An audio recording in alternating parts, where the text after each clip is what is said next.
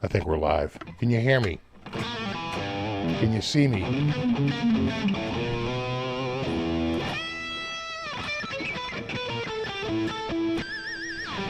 I'm seeing some people acknowledging it. What's up, Zach, Bill, Frank, Thunder Falcon, Retro Puffer, Chris, Zach, Bill, Calvin, Mike is himself, BC Rich, Gospel of Mark, Frank C, Coots 13, Trolls Jam, Bill, Zach says it sounds good. I believe him. Matt says we're live. I believe him too. Of course, we got Deanna. Yeah, that's right. I'm early, Ron. I have that's an artist's prerogative. You can always be early, but you can't be late. Or people are like, where the frick is he? What's up, Johnny, Gary, Vanilla Slice, Gospel of Mark. We can hear you, see you here. Welcome back. Thank you. Good to be back. Jay Shaft, Terry 3Gs.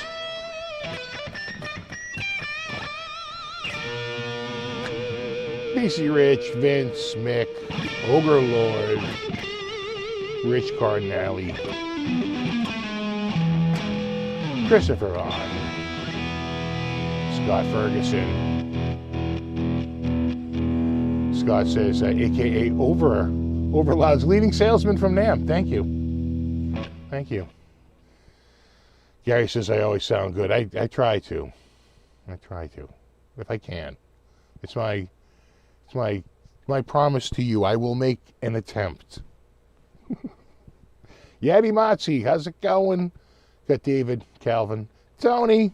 What's up, dude? How are you? Yeah, Steve, Music Sound Gear, Gregory, Mark Cote, and of course, I think I might have said Retro Puffer. If I didn't, Retro Puffer. Super Lead 100. Speaker! What's up, dude? And Fretless Head. And there you go.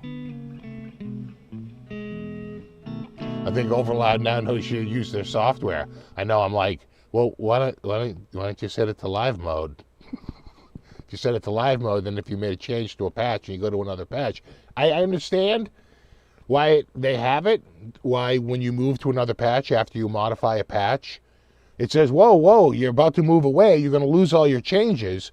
Did you want to save it first? I mean, that is normal behavior, right? I mean, if you go open up a document, then you go to close out, the document's going to say, hey, you've made changes. You want to save this before you close it? I mean, that's very standard computer behavior. But if you're like, have a bunch of patches that you have no intention of saving like that, you're just turning effects on and off and maybe like turning a few, you're just messing with it because you have it open. Then you want to go to another patch and you don't want it every time you do that for it to say, do you want to save your changes? You get that little nag screen, switch it to live mode. I run in live mode pretty much all the time.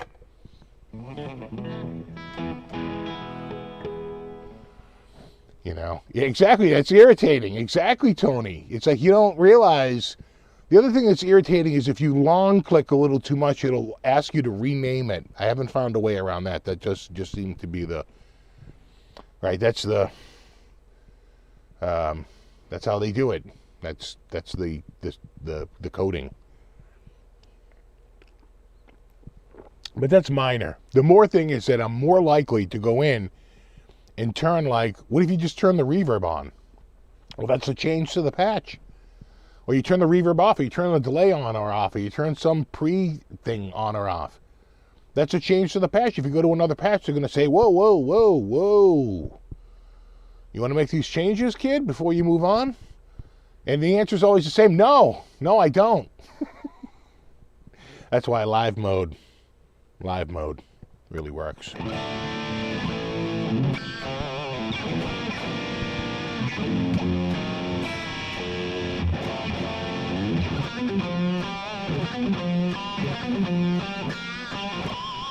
I think you do more than the salesman. Well, you know what? I probably use it a lot more than he does. I use it like all day, every day, nonstop. You know, that's basically my software. And, you know, they sell a number of software packages. It's not just Overloud. So, I'm sure he has to be versed in a whole bunch of different things, but not quite to the depth that I have, just because I've messed around with it more. I have more hours on it. I mean, how long have I been using THU? Pretty much standard. I don't really go around like I used to. I mean, we've tried other ones, but every time we do, we always go, well, it's good.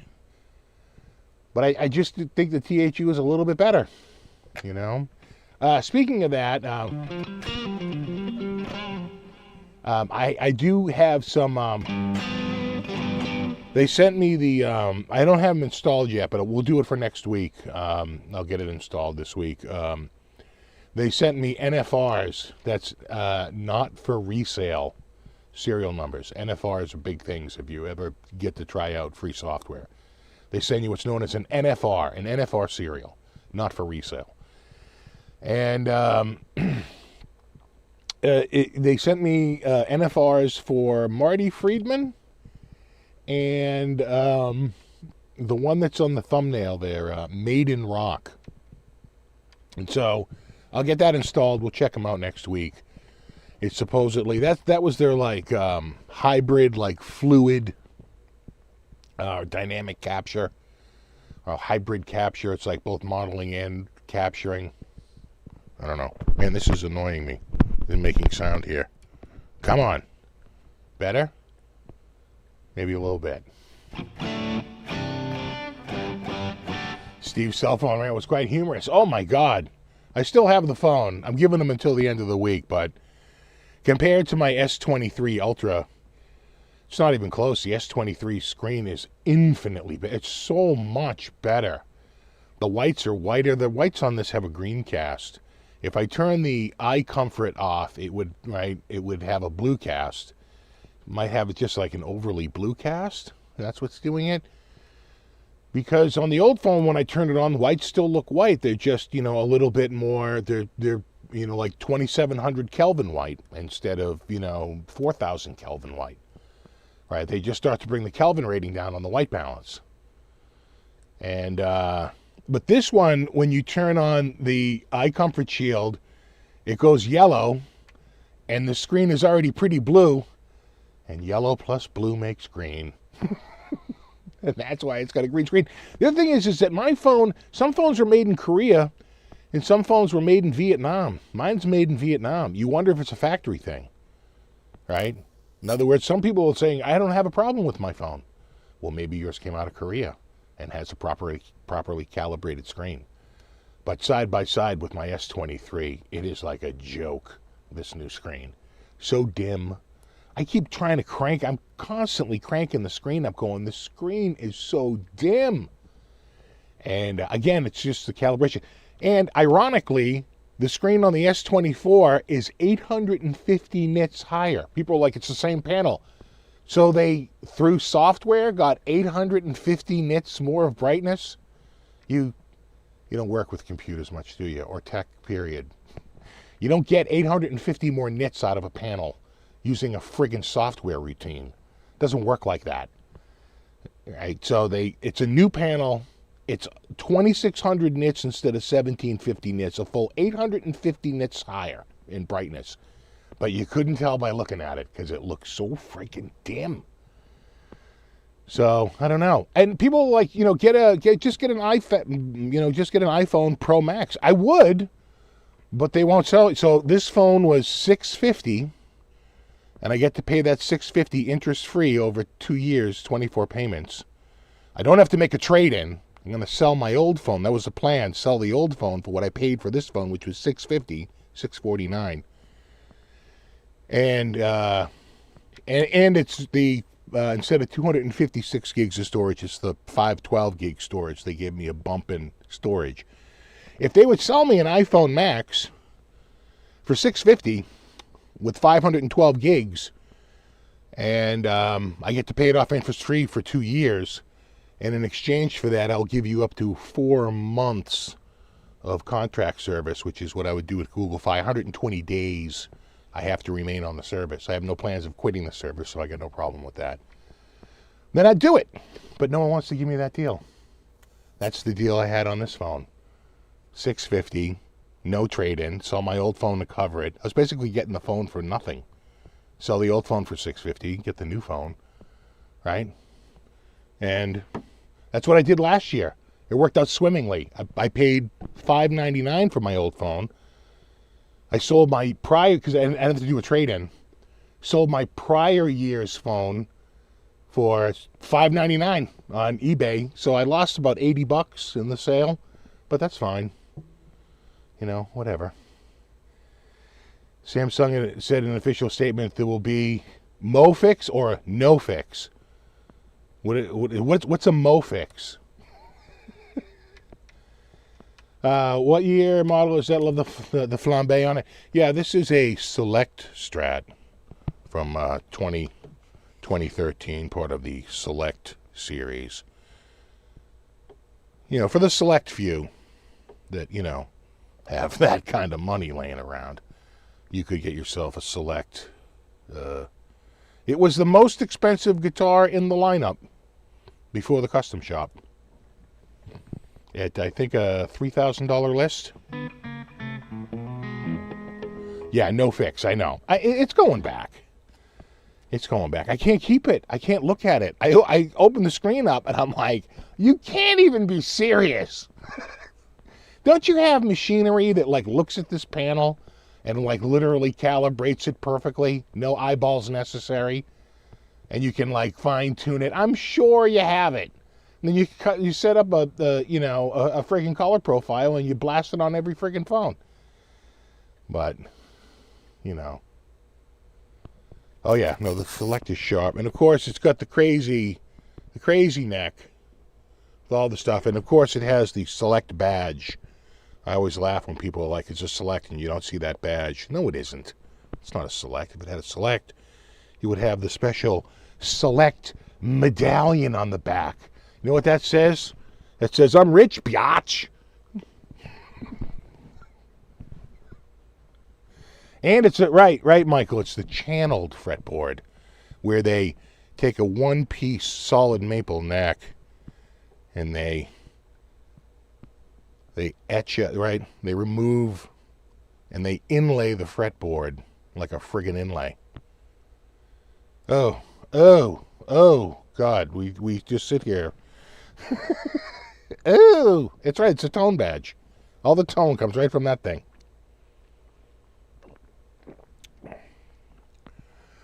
And some people said that the color profile wasn't bad. You know what? I wonder, like I was saying earlier, my phone, if you look at the end of the box, my phone was made in Vietnam. But some people said their box said it was made in Korea. That's two different factories. That's not that crazy, right? A theory that the phones that came out of one factory just aren't up to the same specs as the phones that came out of the other factory, right? Just a failure in manufacturing. That's really not that out there.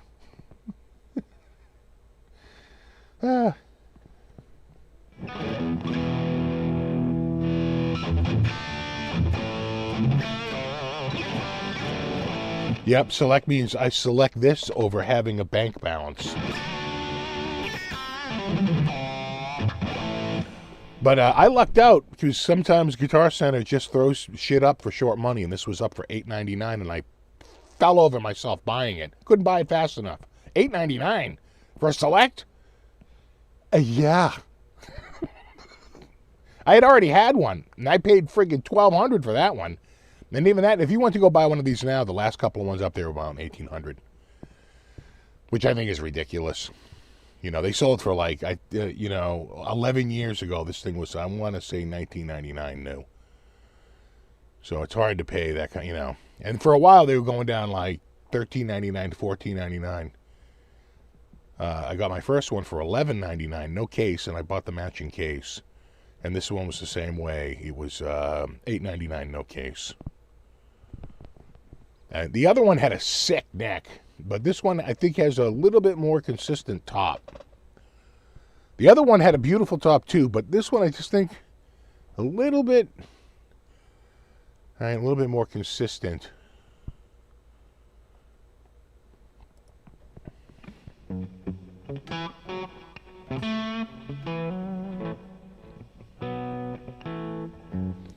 Guitar Center in Braintree? No, no, no. I buy them online. It's not you're not casting a wide enough net.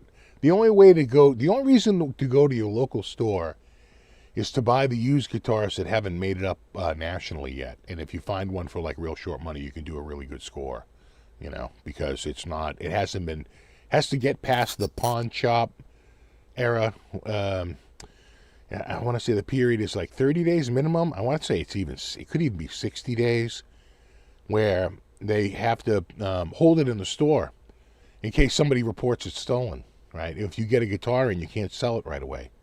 You can put it up for sale, but on the sign it says, this is available to purchase now, and it can be picked up after, like, March 13th, 2024. And you're like, oh, okay. It's not 90 days in this state. I want to say it's definitely 30, but I feel like it's either 60 or 45. And the thing is when you're in that little window, right, where nobody knows about it yet because they can't put it up online because when someone buys it, they expect it to be shipped right away.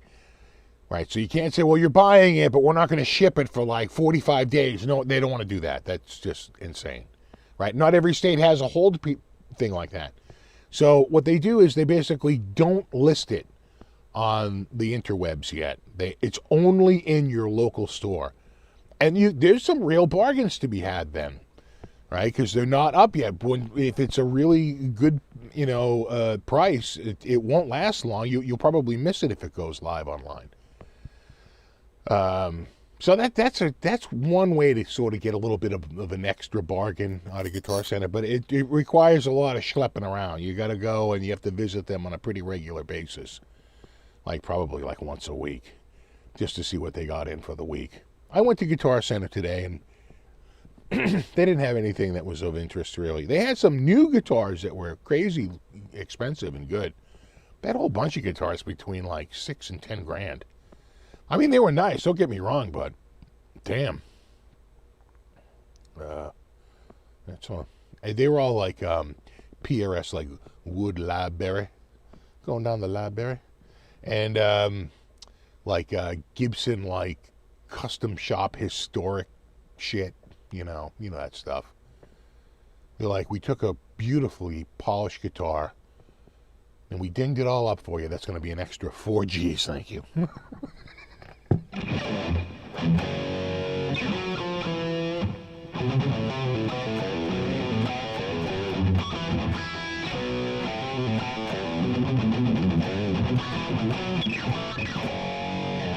Well, you made it, Ferd.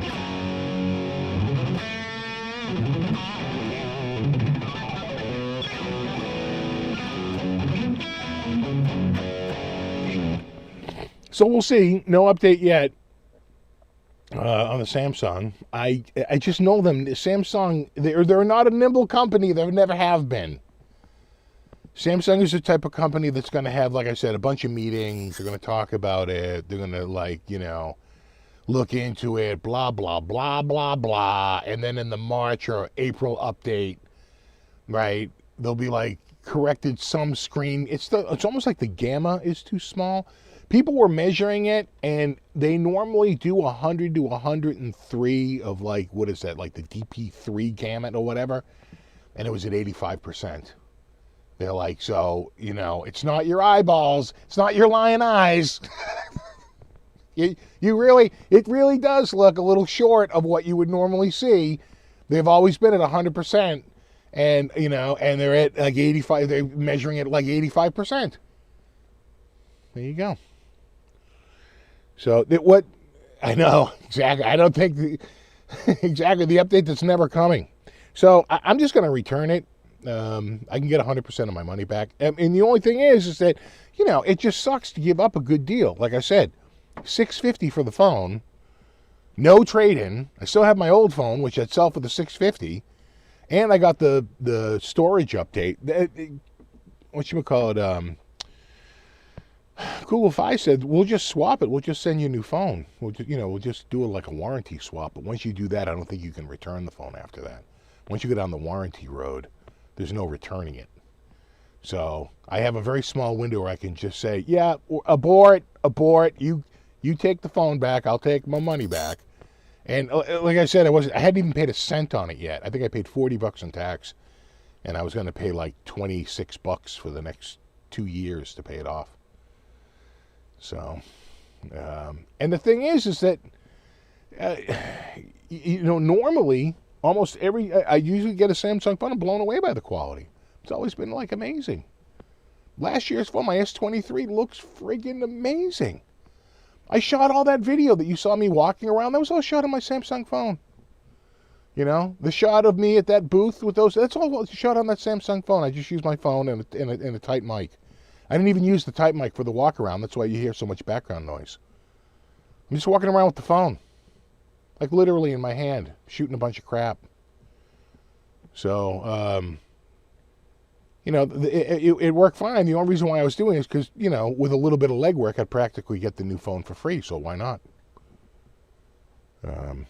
Like I said, I'd do the iPhone Pro Max if you'll sell it to me for $650, no trade-in, and I get to pay for it over 2 years and only have to give you 120 days worth of contract service. I'd do that in a heartbeat. But they don't want to do that. Nobody wants to do it. Oh, that's good.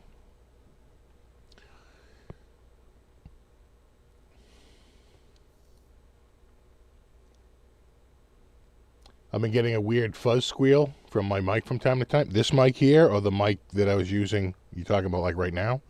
You're just hearing the cable move around. That's the cable. Cable is very, very sensitive. That it? You hearing the cable? To try to move it out here, but I don't think it'll be better. Might.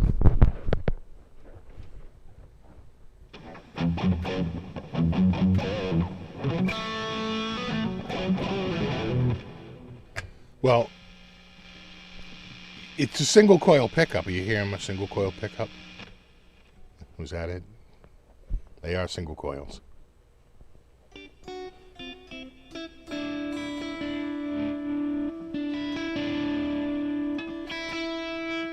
I get a short fuzz thing every 10 minutes or so? That's weird. Could be the tone medallion. It's been known to act as an antenna. Yeah, I might not have I might have the noise gate off completely, do I? That's not unheard of. No, I don't have it completely off. That's completely off. That's turned slightly. Again, single coil. Yeah, I generally keep it just barely on. Like that. That's pretty quiet.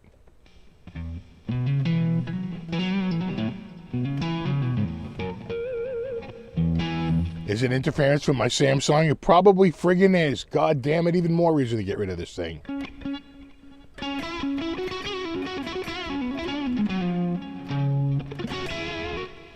Do the peeps recognize you on the channel? They sent me an email.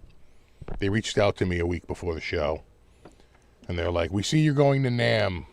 We would like you to come by the booth. And we set up a time for 2:30.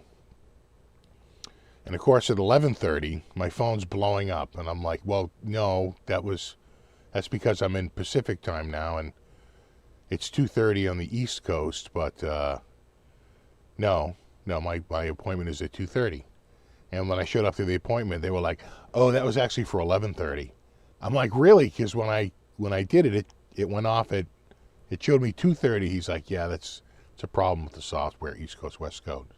I said, well, now that we're both in the same time zone, let's do it at like 9:30 tomorrow before the show opens. And they're like, perfect. And we did it at 9:30 in the morning. Surprised you don't notice it? I don't hear it. I don't hear it. Blowing up like the Samsung Note 7. Well, they figured that out. That was a manufacturing defect by the people who made the battery for them.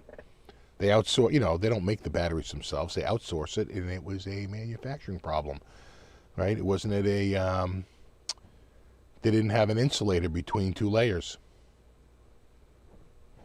Well, that'll do it, and they had a short.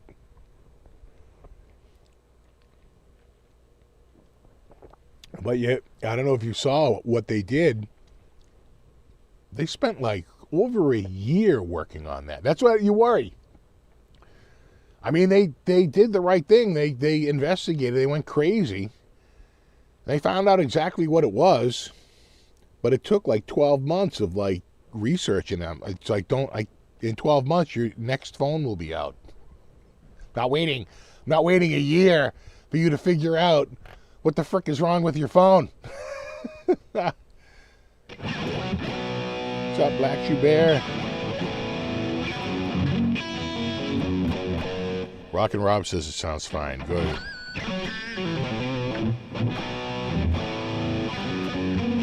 You blaming it on the net zero? How dare you?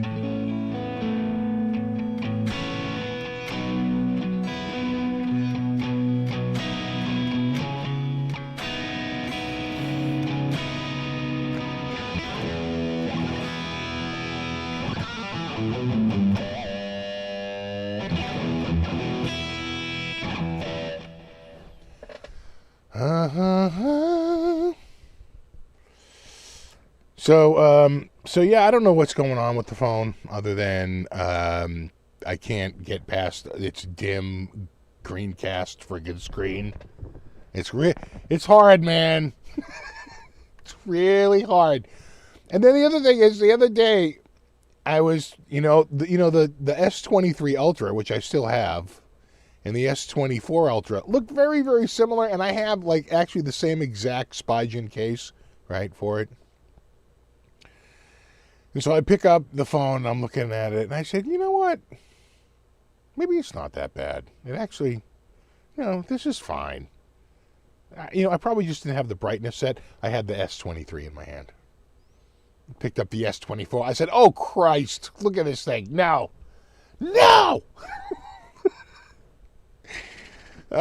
Again, for some people, it will meet their standards. It does not meet mine.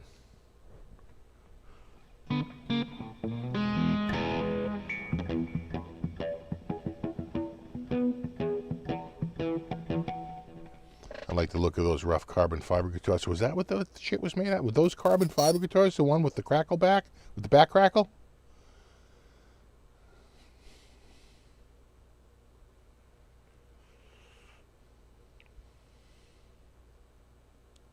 GHU should sponsor you already. Well, they did send me some NFRs. Really? They were all carbon, huh? Wow. Kind of like a what's the one that I think of when I think of the composite? Who's that? Comparison? No, not Comparison. They're wood. What's that brand? You know that brand. They've been around. Aristides. Did I just pluck that shit out?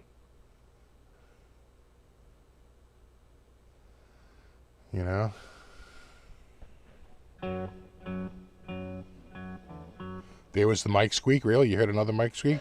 Did you hear that, or did you hear my chair? Is that my chair?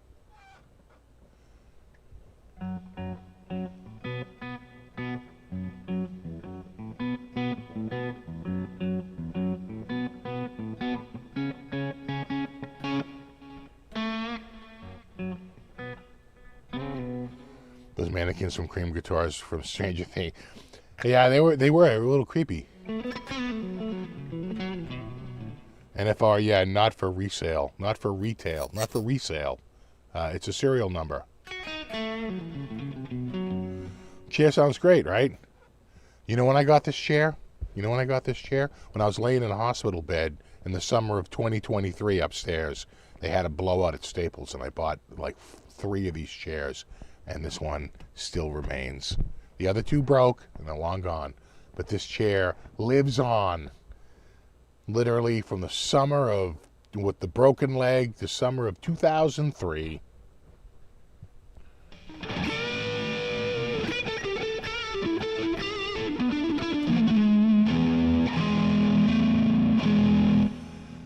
See, these guitars are made out of metal. No, I think they're made out of, it's a composite, right? I think it's a composite. They're basically made out of plastic. But you can't say plastic. You have to say composite. How dare you? They're not plastic guitars. They're composite guitars. Hello.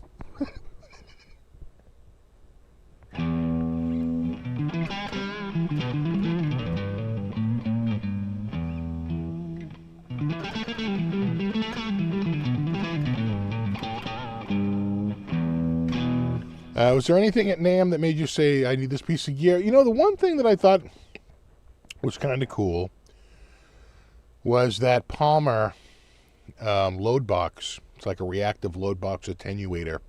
Works in a bunch, it was all analog, works in a bunch of different modes. And, you know, it just kind of does what my old reload box would do, which is also just a simple analog reactive load box, but kind of on steroids, right? Just like, you know, a lot of like speaker profiles built in, and you can even control the the sound out to the cab. It can do all kinds of like, you know, a little bit of you know, it looked very interesting. That was the one thing. But to be honest, there wasn't a ton out there. I thought Rabia's guitars looked good. You know what? Is it time for a slideshow? Are we slideshowing it right now? Hold on. God damn it. What are we doing? What are we talking?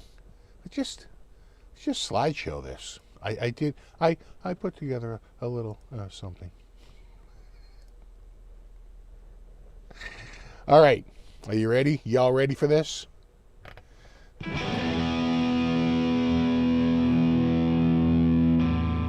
What is it? NAMM, NAMM, NAMM, NAMM, NAMM, NAMM, NAMM, NAMM, NAMM, NAMM, NAMM, NAMM, NAMM. This is NAMM, it's wonderful NAMM. This is NAMM, it's wonderful NAMM. All right, you ready?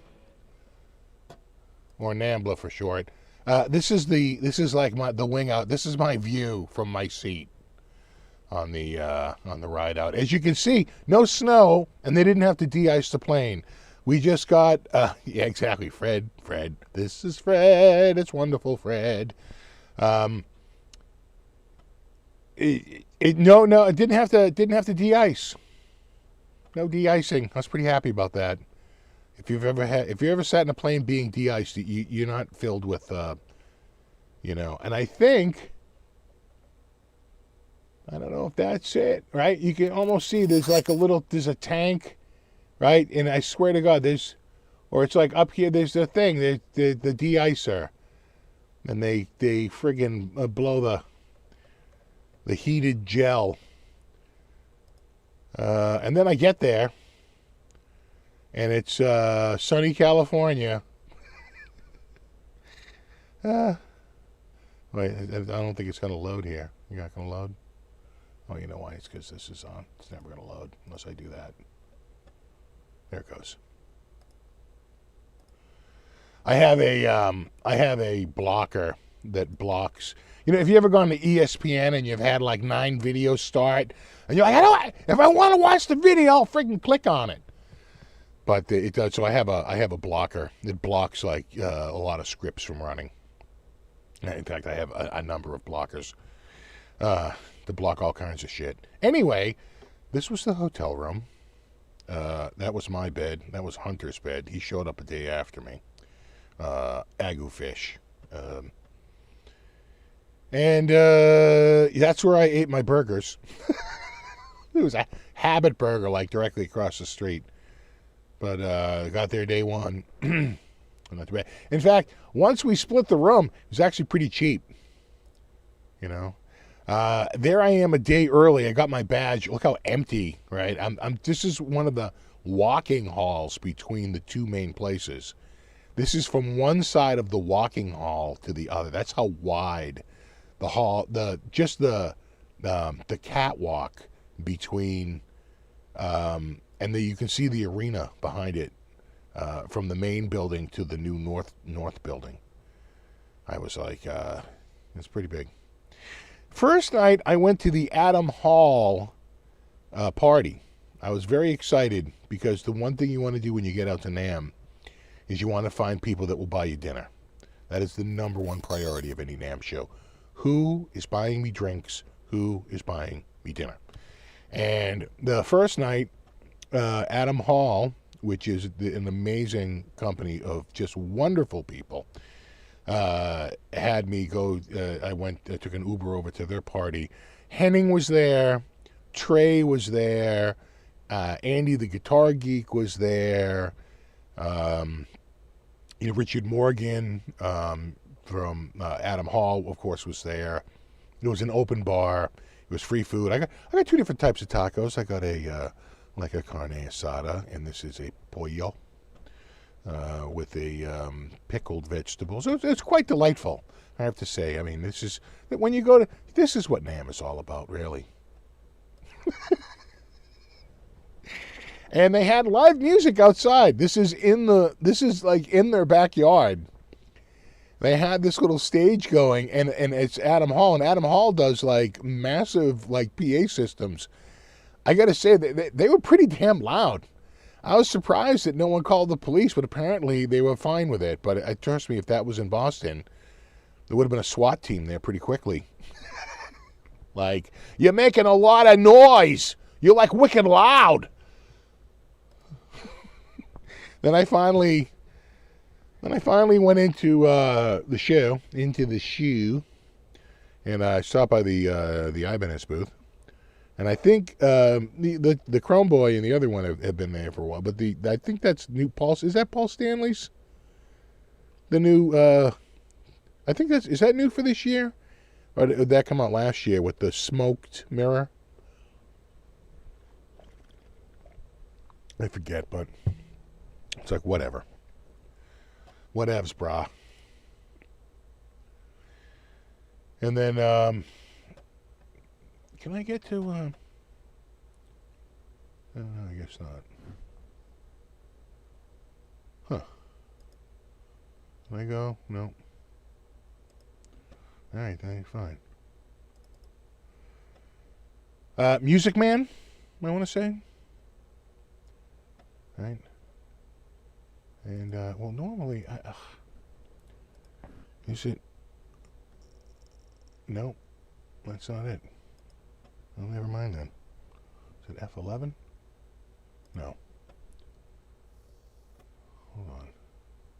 Hold on a second here. You're pissing me off.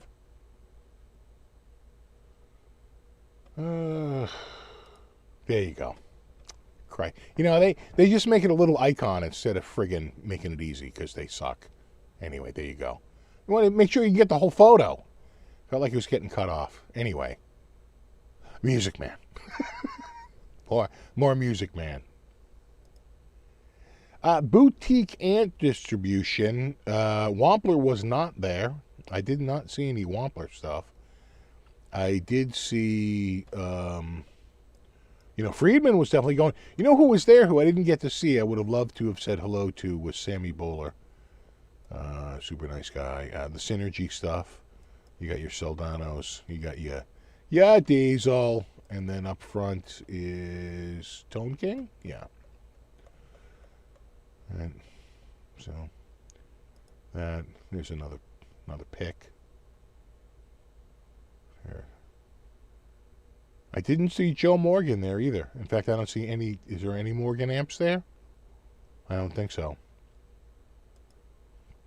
There I am with a Vola. Now, they kept telling me that like this Vola is a secret and I couldn't take a picture of it. But then I saw a bunch of pictures of it up on Instagram. And I'm like, so am I the only one blocked? Is it just me? Anyway. I thought it was pretty sharp. Kind of a green thing. And that's a new Vola too. It's kind of doing the offset thing. You know? There it is again. I kind of like that one.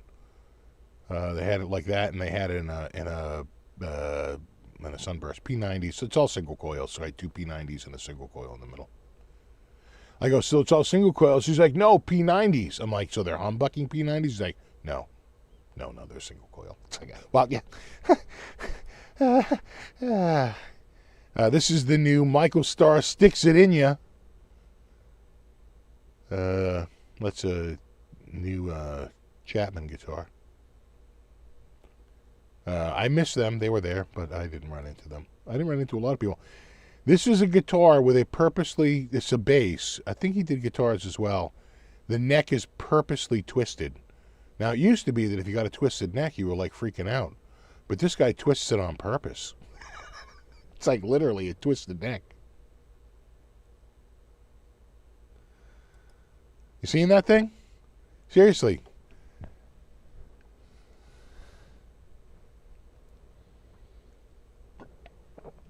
Right? So it's a new relicking. Now you can get a neck twisted right from the factory.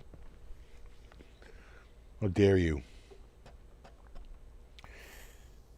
He said you can bend up on the guitar. It's harder to bend down. I was like, oh, okay. And I'm not saying we're out of ideas, but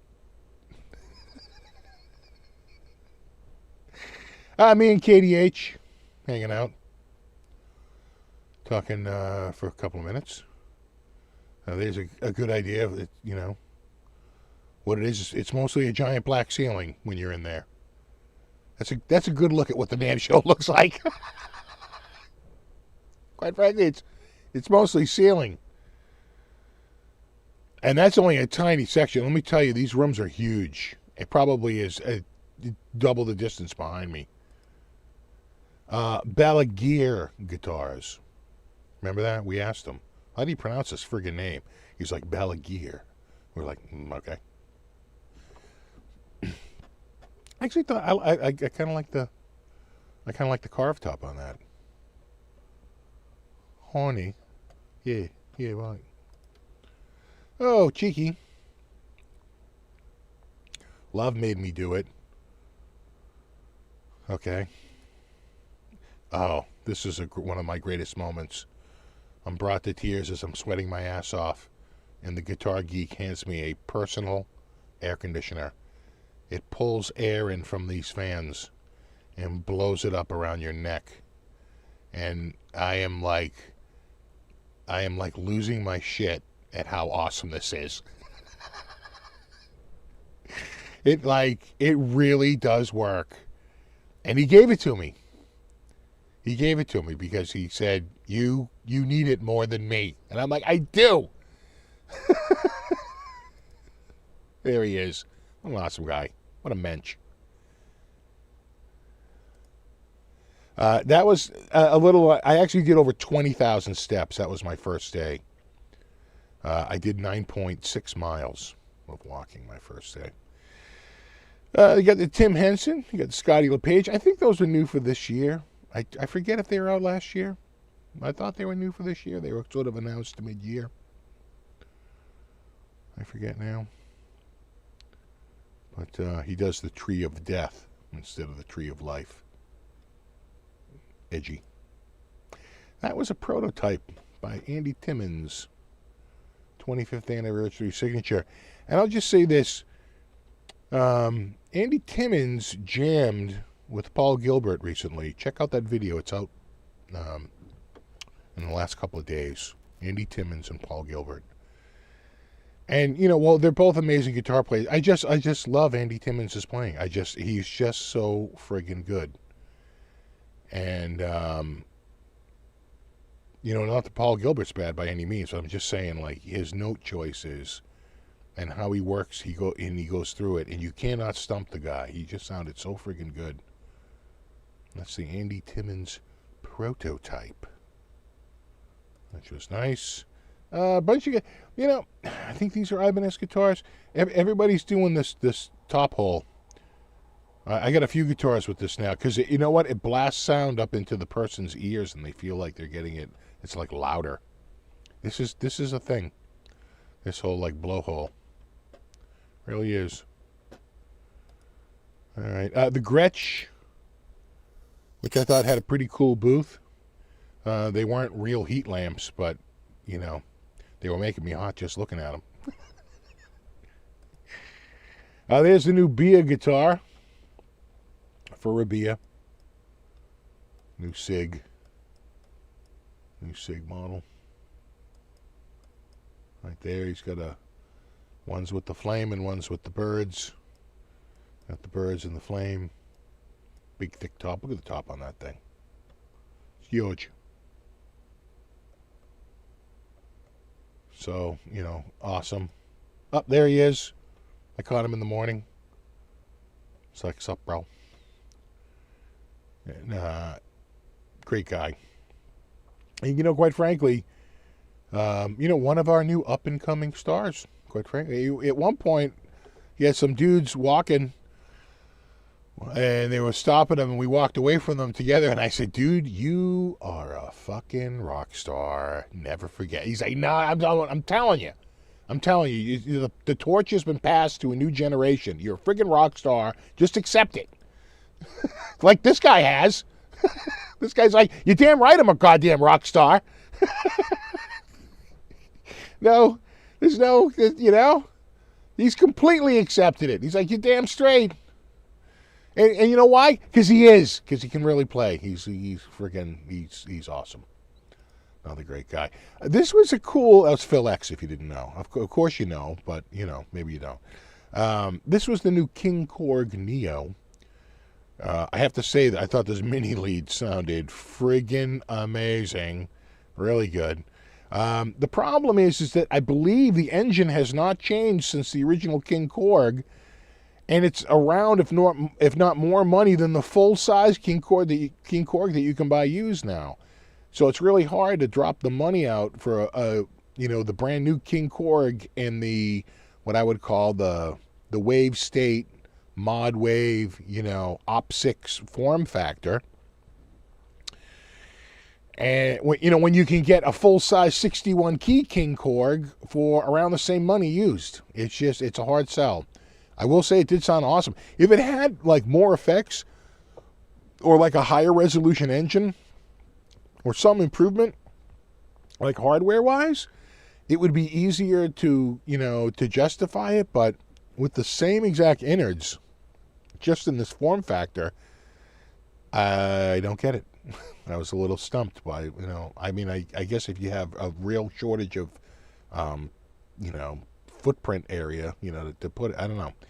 This was very interesting. So you remember, like, I think it was 12 or 13 years ago, I did the video on the Micro Korg XL. I sold that a few years back. They finally updated it, the Micro Korg. This is the new Micro Korg.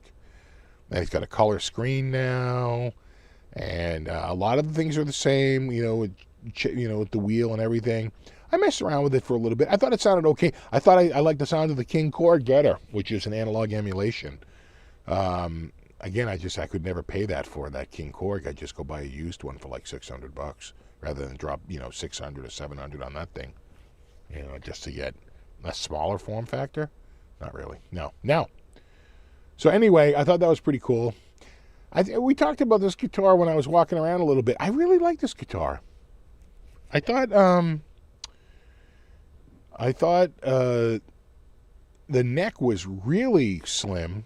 This was a slim neck. I remember the green one was a slim, and then he had me play the medium and the large. Even the large, you know, wasn't a huge neck, you know, big, you know, giant neck. These were all very, very thin, and I really like this guitar. The other thing is it had this crazy groove. So on the back side of the neck, starting maybe around the 12th fret or so, they start to groove out the back, and it gets more and more grooved as it goes up. So the neck almost feels like straight instead of getting bigger. Right? Kind of weird. But instead of putting your thumb all the way over like I have right there, down here you could put it back and it would be in a little groove on the back of the neck. It was weird, but it kind of worked. I have to say, I kind of liked it. It was it kind of worked. You know, I guess if there was one thing that sort of impressed me the whole show, this guitar might have been one of them. You know, there's Rabia. You can't even get. I'm way in the back using like a 5X friggin'. Right, that's a 10X on my old phone. which soon to be my new phone. Right in between Corey Wong and John Petrucci, who was Rabia Assad. How awesome is that? This was a gong. It was so friggin' awesome. You can see it was so polished. I'm in the drum room. Everybody loved this gong. It was enormous. It's pretty cool. Highly polished. And of course it had the green anodized with the laser etching. It was pretty sweet. I don't know who this guy was, but he insisted on taking a photo with me. But he seemed pretty cool.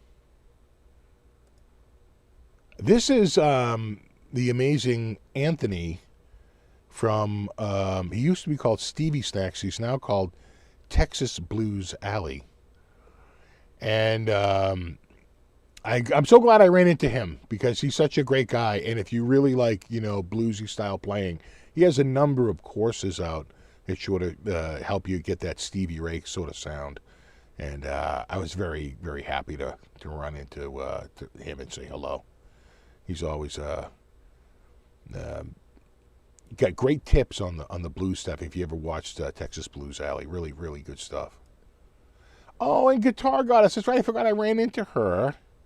I don't know if you remember. It's Michelle, Guitar Goddess. We were at GitCon 2 together, and I think it was GitCon 2, and we ran into each other, and she's so nice. And I met her husband. She's recently married, and I just gave them. I said, no pressure, but your parents want kids,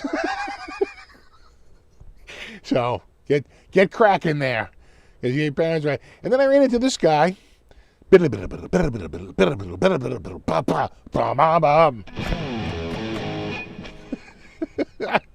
Tommy Aldrich, the poor bastard, he couldn't get down the friggin'. Look at these guys.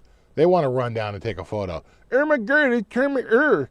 And I was like the fifth person in about 15 seconds to stop him. The guy couldn't walk 10 friggin' feet. Felt bad. He was trying to get to his sign and he couldn't get there. But you know what? He was a super nice guy. In his advanced experience, he basically says, don't ever be an asshole. Always be a nice guy. And he was a super, super nice guy. And I was glad he stopped and took a quick pic with me. Davidas, I went to the creators event, and Davidas was there. As soon as I walked in and I saw him up on stage, I just said, well, this event just got a million times friggin' better. Because he is awesome. I've always wanted to see Davidas live, and I've had a chance. We've been friends for years. And KDH made it up there for a little jam. Look at that. That's eye contact, bro. Look at that. Nice photo. That's from the other side of the room. Again, that's in very low lighting with my old camera on a 10x zoom using a periscope on my friggin' Samsung S23. Do I really need the S24? Probably don't. Just saying.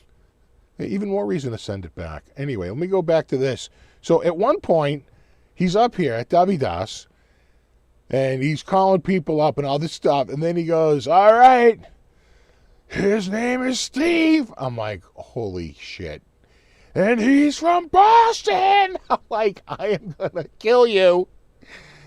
Welcome, Steve from Boston. And I'm like hiding behind people. They're all shoving me up there. And I wound up going up, and we did...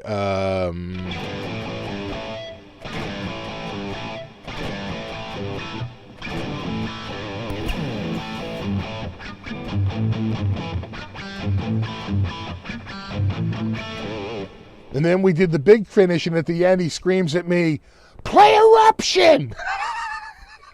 I was like, yeah, yeah.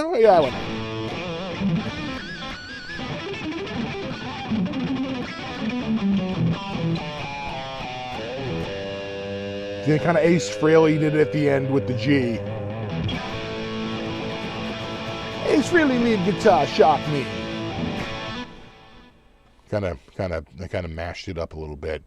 This is what the Ernie Ball booth looks like. It's super, super early in the morning. That's the only time you're going to get it empty. And there it is. I couldn't even get it empty. I had this guy friggin' walking on. I'm like, get out of there. I'm trying to get a shot of an empty booth. He's like, all right. But like literally, you couldn't get near the friggin' thing. It was always packed with somebody up here doing something, with those guys doing stuff. That was, believe it or not, what brand do you think this guitar is? I'll give you a second. What brand?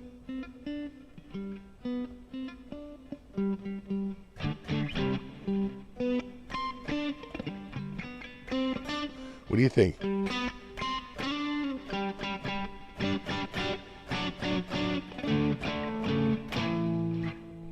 I'm seeing Peavey, BC Rich, G&L, Fender, of course, Ruff, Tokai, Ibanez, no idea. Oh, we have a wiener. It is Jose. That's right. That's right, Jose. You win. It's a Donner. I was like, get out of here. I couldn't believe it. I was like, that's really nice.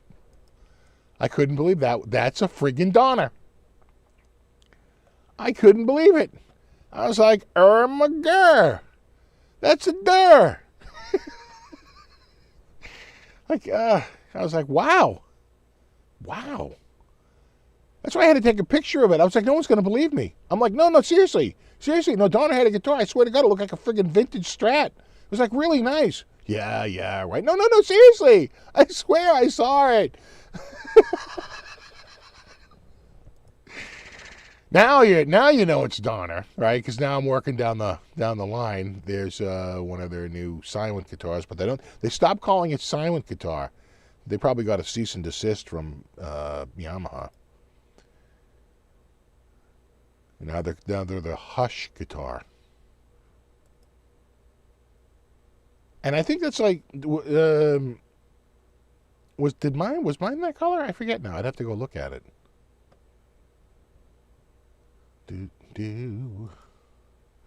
Oh my God, this was one of the best days. So it's Saturday. So I get there on like Wednesday, and it's sort of like overcast and drizzly. Thursday, and it's muggy. The dew point is like almost 60. It's like 58, 60, which is gross. So I'm waiting.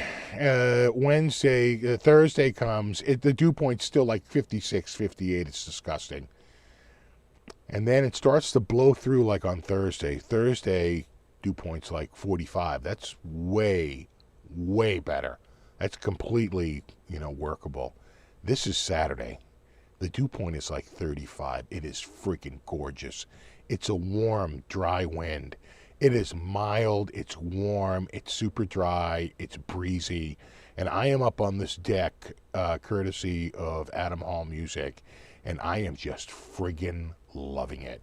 I spent like 2 hours out there. They couldn't get me. They couldn't pry me out of that friggin' chair. I was like, it is so friggin' nice up here. I don't want to leave. Now, you know what's back here? Do you see it? You see it on the other side of those palm trees? That's Disneyland. See it in the background? I wonder if you can see it on the other... Right there. Is that the Tower of Terror? See it? Right there?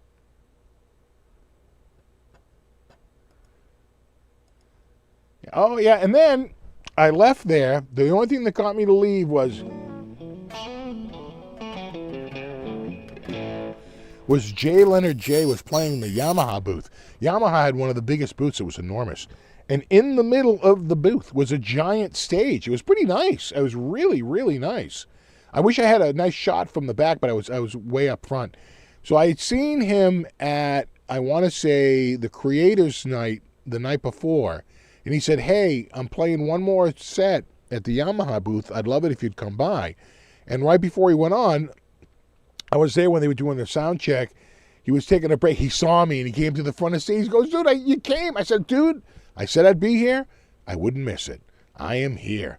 Bros supporting bros. And they come out. They kill it, man. They're so good. They do such a great, that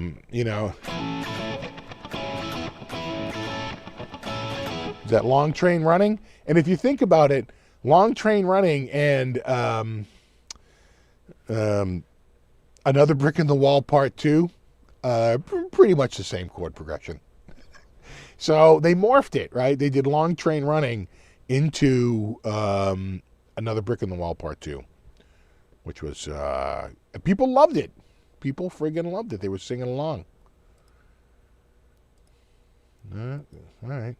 There he is, the man, the myth, the legend, Davi Das. I told him, I said, bro. He knew what I meant. You gotta. I said you gotta come to Boston. He said, I'm thinking about visiting Boston. I said, dude, if you came up to Boston, I'll show you the whole friggin' city. I know it like the back of my friggin' hand. Take you out on a hike. We can go up to Maine. We can hit Maine, New Hampshire. It's all pretty close. It's not like out west where everything's a friggin' 4 to 6 hour drive. Everything around here is a 90-minute drive. And this guy, I forget his name. God, he said it to me, and I friggin' can't remember. I'm usually really good about that. But he was doing a photo shoot somewhere, and he was like, oh, my God, hold on. I said, all right.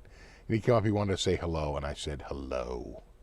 Oh, God, he told me it too, and I can't remember. There's more of your dystopian future. This is from the... I have heard, I didn't play one, but I have heard that these guitars are friggin' hot garbage. That they're really, really bad. And it's, why they do these sort of like marketing gimmicks. I don't know. I didn't play one, but I have not heard good things. People tell me that they focus more on the marketing than the quality of the instrument. And I was like, what? What makes you say that? What? Anyway. And that, right, was NAMM.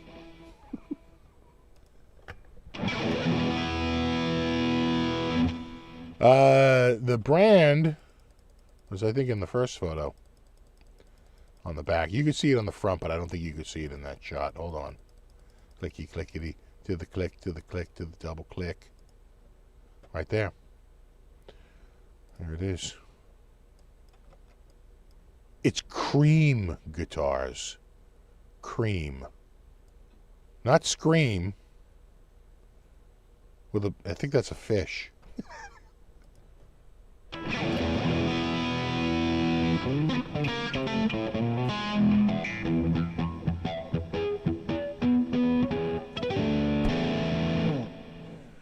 Didn't they have that guitar to change colors? Actually, I don't know. That's a good question. I'm not really sure. I don't remember. I didn't go last year. The last time I was there was 4 years ago. I don't think they were there 4 years ago. I would have remembered them. I think, yeah.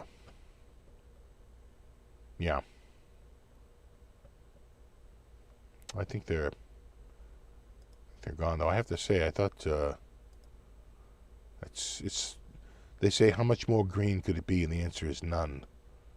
None more green.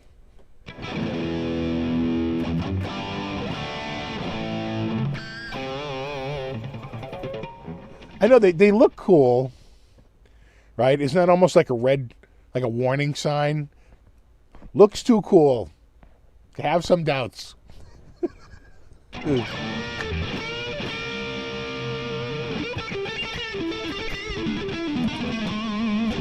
Yeah, it looks like all the same shape, yeah. Kind of a reverse Explorer. All right. Let me see if I can get another shot of it. Come on, oop. Yeah, not right. Not exactly the same shape. Hold on, let me see if I get... You couldn't really see it there on the back. Let me see if I get another shot of the front here. Boop, boop. Do.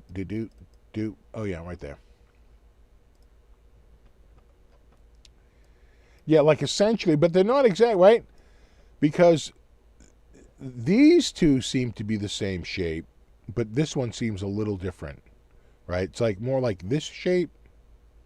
One here, one there. And this shape, which is here and here, and here. If I'd say anything, I'd say they have 2 shapes. Don't be so dramatic. 1 shape. How dare you? They have 2. That's like twice as many.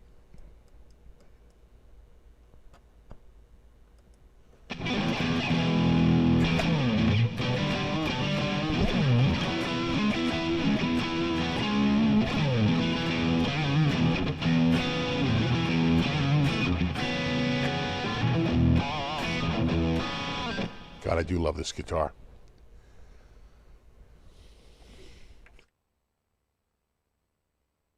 One is cream, the other is cheese. It's the cream cheese.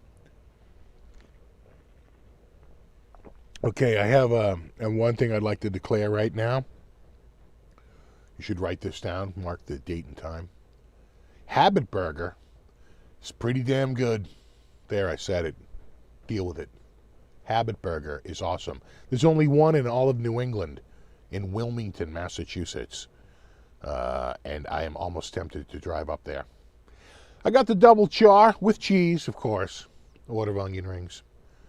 Love the ranch dipping sauce. It was a pleasant experience.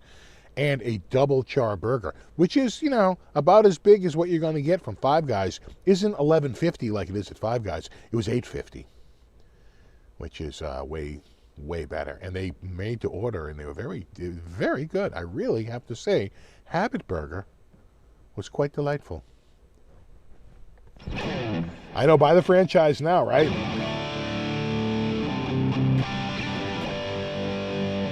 Last time you were at NAMM, you saw me win a Vola. So I just saw you again, right? At this last NAMM. Didn't I see you over by the Victory booth? I want to say somewhere around there.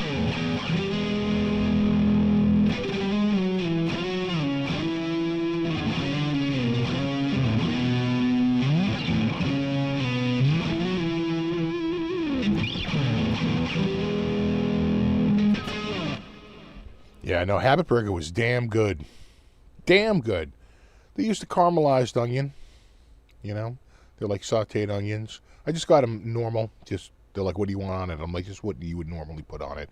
Which seems to be pickles, lettuce, tomato, grilled onions, and mayo. But no mustard or ketchup or anything like that. It kind of reminded, quite frankly, and in the presentation, reminded me of In-N-Out, the double wrap. So it's got an inner wrap that's like a half bag, right? And then it's got a wrap on the outside. But when you take it out of the outer wrap, it has an inner wrap that's basically almost like a friggin' taco holder, or like if you've had like a doner kebab, right? It's like basically a pouch to hold the burger. Very much like In-N-Out.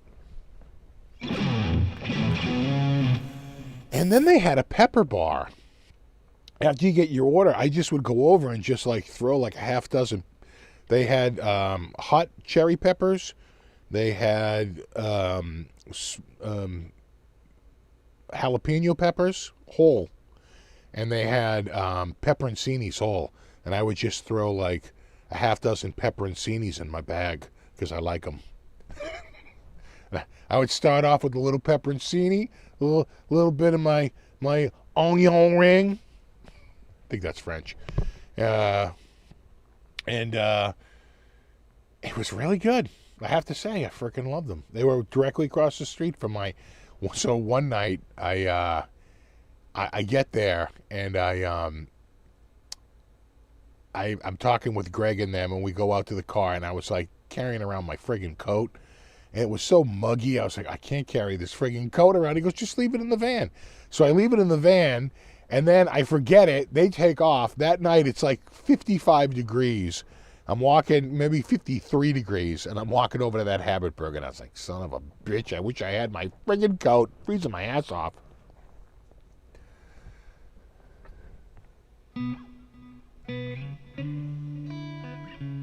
It's not French? What? Onion? No? Maybe it's Cajun.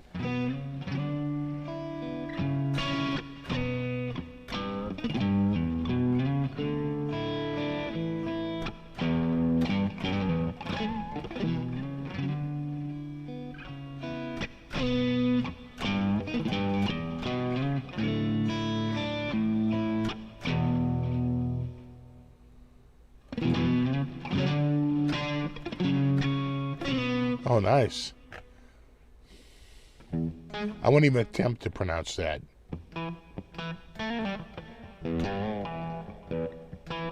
Exactly. I can't speak French, but I can speak French accent. Or Cajun. Depending on your ear.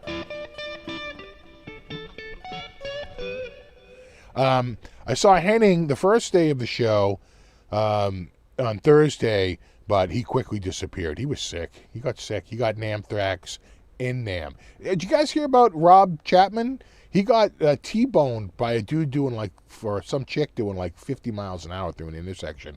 Rolled his car. All the airbags deployed. All the airbags in the other car deployed. And the front and rear. And always the side and the side bags went off. And I saw him, and I'm like, he's like, I was going to give him a hug. He's like, I'm actually pretty hurt. And his wife had this huge bruise on her hand. I'm like, from like putting her hand out, you know? And he goes, we land on our side. They get flipped, right? So because they got T-boned, and of course the wheels, right, grip, and it sends him into a tumble, right? Sends him into a roll. So he rolls like 1.5 times completely, right? So, right, the 360 and another 180. And now they're on their side. And he can't get out of his seatbelt because he's like hanging on it. And he's got too much weight to actually unclasp it. So he has to like pull himself up to kind of take the weight off of it. And he lets himself go, and he goes, and I fell right on top of Natasha, his wife. I was like, oh no. He goes, oh, it was just a nightmare. He goes, and the cabin's like filling up with smoke. It actually wasn't on fire. What they were probably seeing is the powder or the smoke from the airbags, right? Because it's like going through the cabin. And all of a sudden, a dude showed up with one of those little hammers. And he smashed through the friggin'... I go, that dude probably had that hammer for how long? He's like, I can finally use my damn hammer. And he smashed through the sunroof. And they crawled out. Oh, I just heard that. I heard that too. A little glitch right there. Was that it? And they crawled out through the sunroof. And the thing has one of those seatbelt cutters because everyone else was kind of trapped in their seatbelts. And they cut the seatbelts out. And he goes, you know, what I couldn't believe is that, like, the fire department was there in, like, 3 minutes. I'm like, really? He goes, if it was in England, it would have been, like, 30 minutes. I said, this is a very densely populated area. You know, sure, they could only have one fire department, but the reality is what if they had 2 fires? Right? Right, they can only have them so far away from each other. It's such a dense population right there. Yeah, that was it. That was the glitch sound. All right, I'll look into that. I agree. There's something up. Yeah, I heard it. No, I did hear it. Oh, you know what? Let me just check really quickly again. Hopefully, I won't screw something. I'm just going to look at something real quick. Just to see. I'm just thinking out loud here. No, it says I'm synced.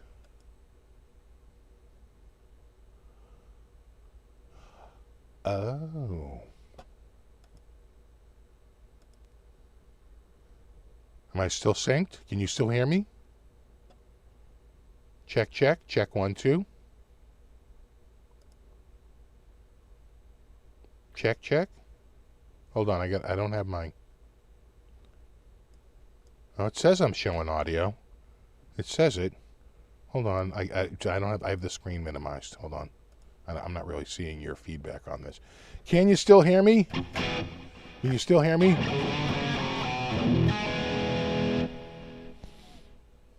Now I'm speaking French. Sacre bleu!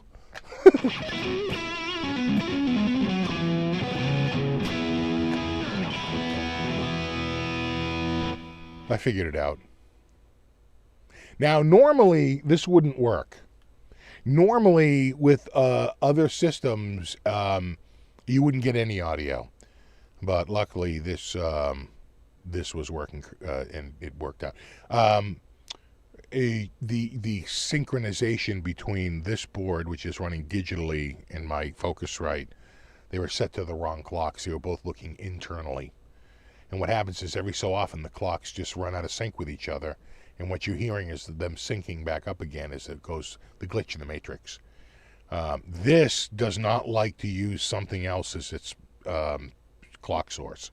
So I generally, and the Focusrite is infinitely better at syncing to an outside clock. So I set the clock internally on this and externally on that, but they were both set to internal. And there's your problem. You got to have one internal, and that has to be external. Boom, done. Only one clock can run.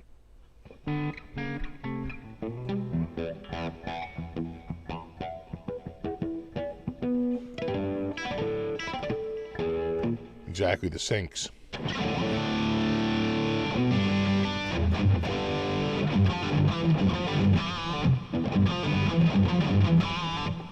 Steve, did they have the razor blade guitar? Not only did they have it, I played it on stage. That's the first guitar that, and of course no one took video of it. Everyone was shooting video of the show until I got on stage. And then I think we all agreed it was something best not remembered. So I played the guitar, and there's no upper fret access. And of course not. This guy doesn't play lead guitar. So like you couldn't even play past like the 12th fret. And it was like so bad. So I wound up switching to a Strat like halfway through the tune.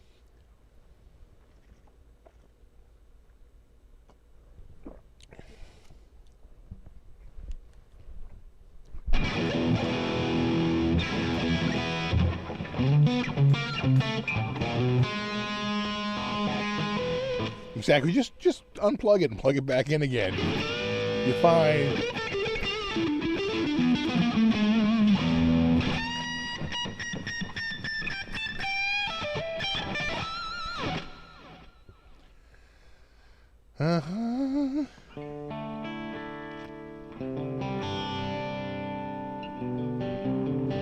It was made for jack blades. I have to admit, it was a sharp guitar. It's like, that's what you have to say, right? All the jokes. I think I'm a little sharp.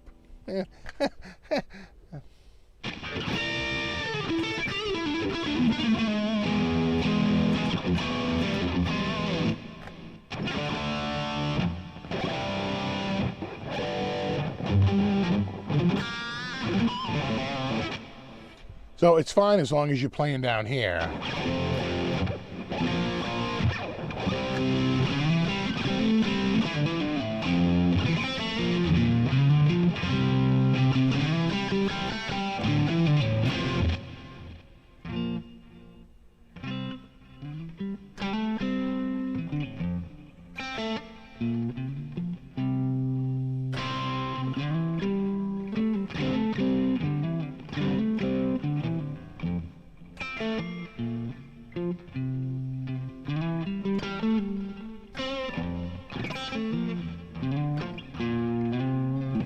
The guitar is the shtick.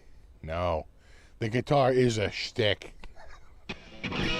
Don't get sticky on me, kid.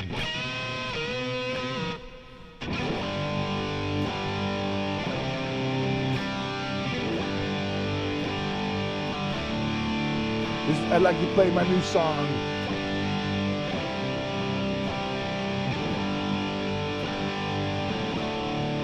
These three chords have never been played.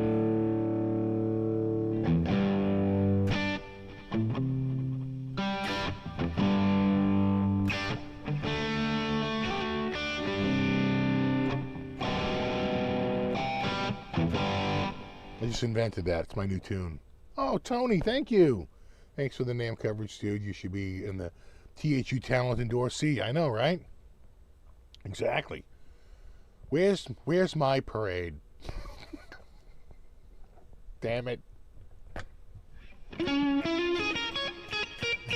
Exactly. Why have 22 frets when you can't go past 17? 17, I couldn't get past 12 on that stupid thing. I think it was really bad. We'll see. I actually have. I should be getting some new guitars here soon.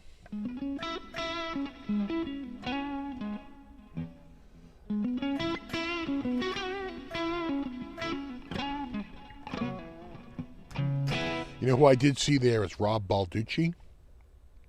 Really amazing guitar player. And he has a pack with THU, the Rob Balducci pack. So I'll see if I can get a.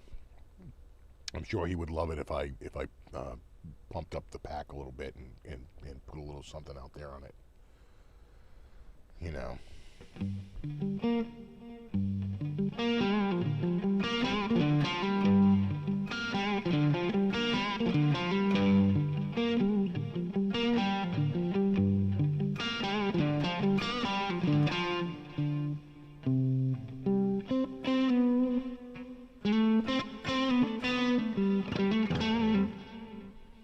Rob Balducci is great. He is.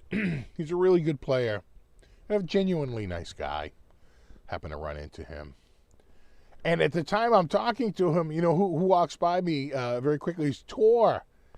Pedal Jesus. He used to be with TC Electronic, an amazing guy, and he's been in the music industry. Everybody knows him.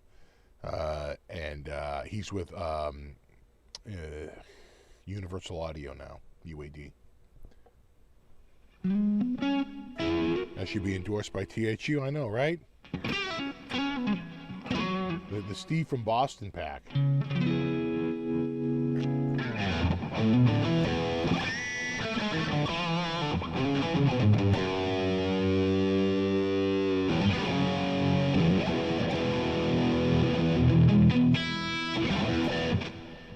Listen to that. A little scratchy.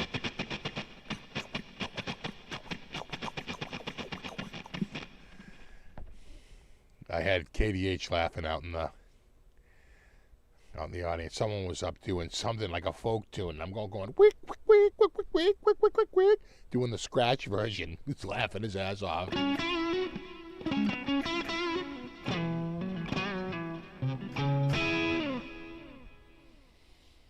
Got to get a little bit of.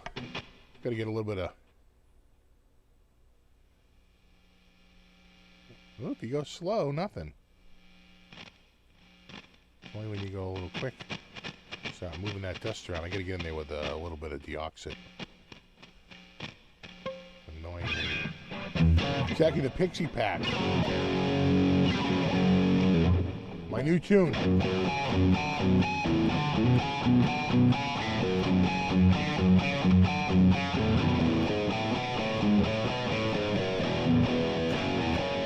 Just wrote that. My first album. It's called Crazy Plane. No.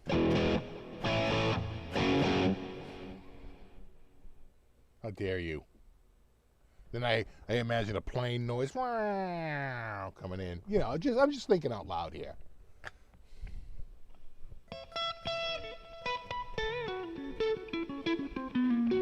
Exactly, Lazy Plane. Try and sue me for that, Sharon. Oh, you are? Okay.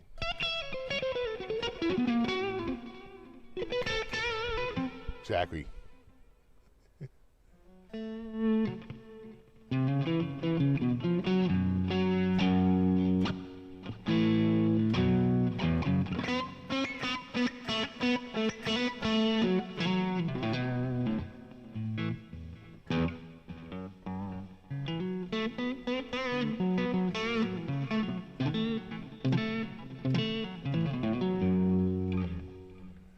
Ian says, I saw you live on Johnny Bean at NAMM. That's right, Johnny Bean was walking around with a live cam for most of the show. That's a lot of data. Gravy Train, now you're talking. Trying to jump aboard the gravy train.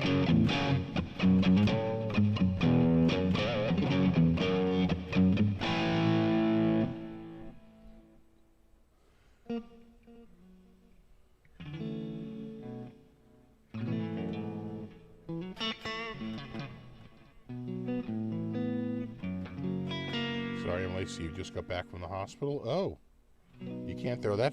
You can't throw that friggin' matzo ball out there without friggin'. And lobotomy. What's going on?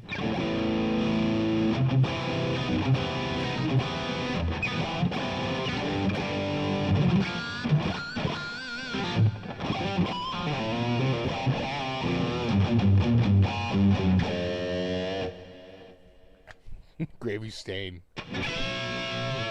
Yeah, what's going to get the least amount of flack from the friggin' Aussie people?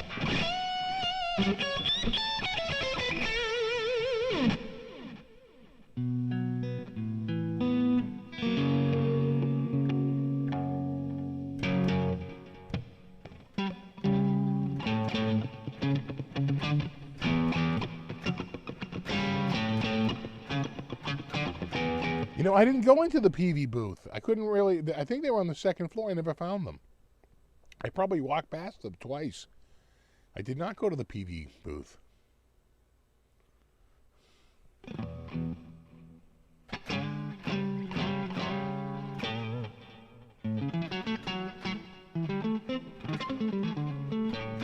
Crazy eruption.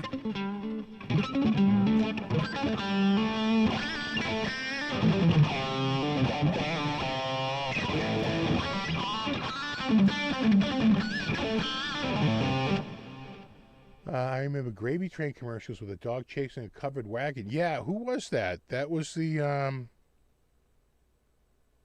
that had to be Gravy Train, right? With, who was the guy there? Lee? Oh my God. Who was the pitch man for Gravy Train? He was a famous actor. Chuck Wagon. Who was the guy who did the Chuck Wagon commercial? I swear he was like from Westerns, right? Lee Marvin? Was it Lee Marvin? You know, you might be right. You might be right. It might be Lee Marvin. That does sound correct. Right? And then of course, in Spinal Tap, Marty DeBurgi, right, the director, says, Remember the dog who chased the train? That was mine, right? They kind of make an allusion to it because it was a kind of a famous commercial.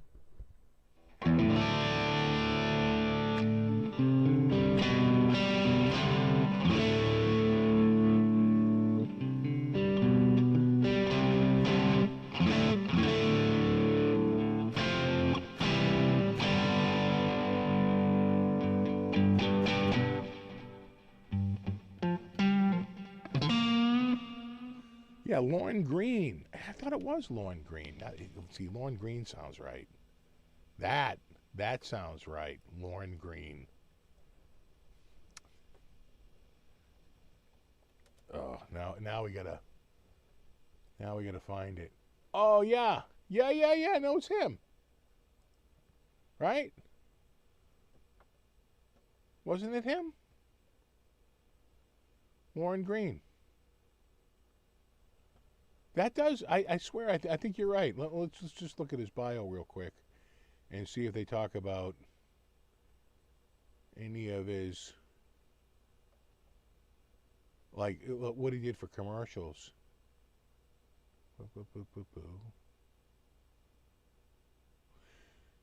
Green was a spokesman for Alpo Beef Chunks.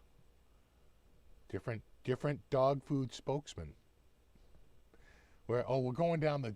Are we going down the dog food commercials of of the 70s? Chuck. Maybe Chuck Wagon. Oh yeah. So maybe I'm confusing the two commercials.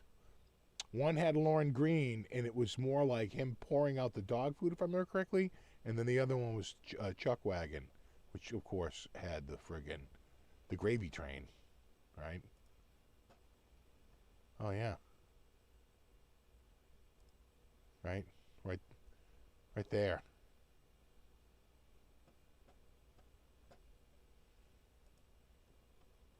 Damn.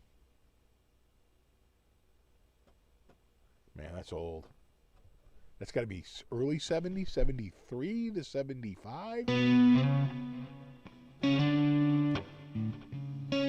Sausages, kibbles and bits. God.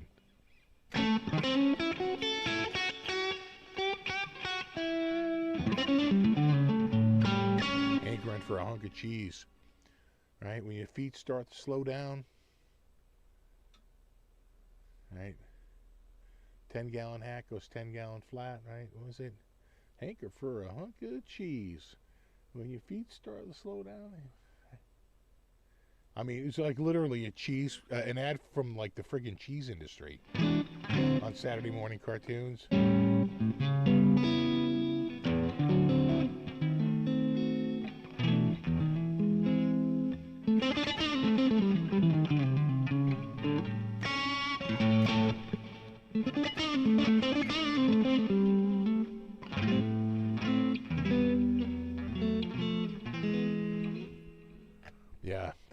The bacon one.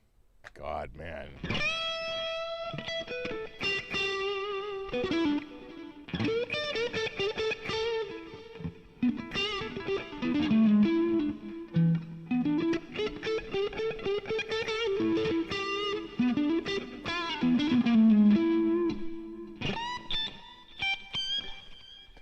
So this NAMM show, I gotta say, I didn't really see anything that sort of blew me away, really. There was nothing that I was like, wow, this is like a real game changer. Except for the twisted neck, of course. I don't know, man. Again, I just feel like we're just throwing shit against the wall and seeing what sticks. You know? Looking at a couple of those. There we go.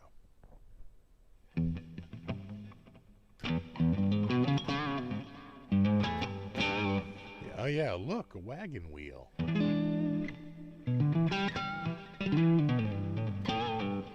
What was the other one? The most important person in the whole wide world is you, and you hardly even know you. Like, don't get all meta with me.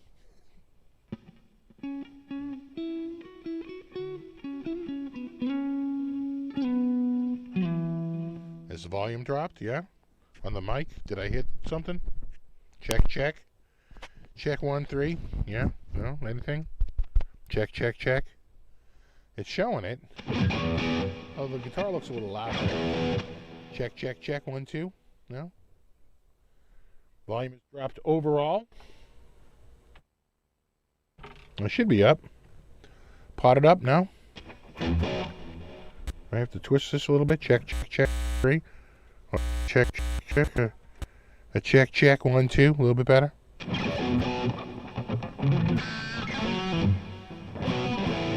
Sounds a little better, yeah?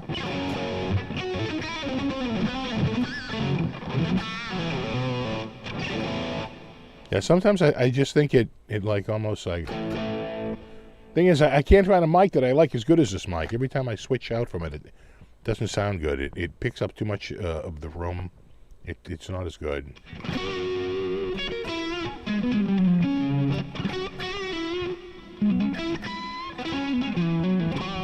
Now it sounds a little muddled up. Get out of town.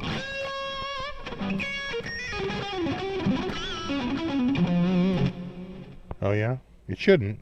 I'm not even close to like crashing out anywhere. You know, check, check, check, 1, 3. No.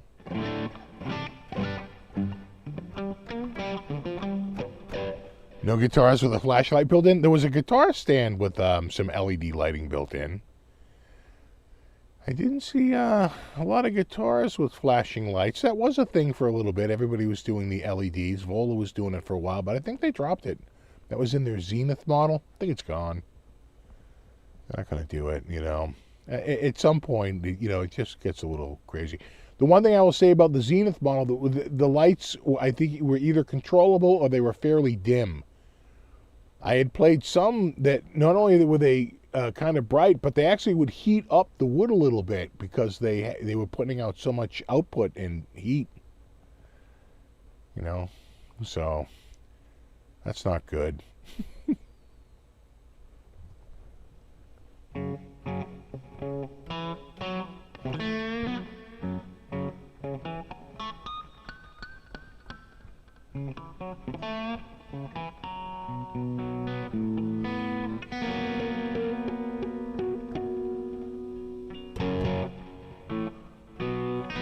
Did you see Ace Frehley put out a new single this week, "Walking on the Moon"? From the, I want to say that 10,000 Volts comes out on the 24th or something like. I think it's a Friday. Let me see. So it's probably going to be the 23rd. Is when the full album drops. He's doing a signing on the 24th in New York. You could buy the album, but they won't actually ship you the album. You buy the album online and you pick it up at the signing where Ace will sign it for you. It's like a limited edition. No, not only is Ace not dead, I'd say that the two songs he's released are, I don't know who's producing the album, but he's got a really good producer. They sound pretty damn good. And, compare that to what the last album Kiss put out, which was, I think, Monster. I'd say the songs are a little better.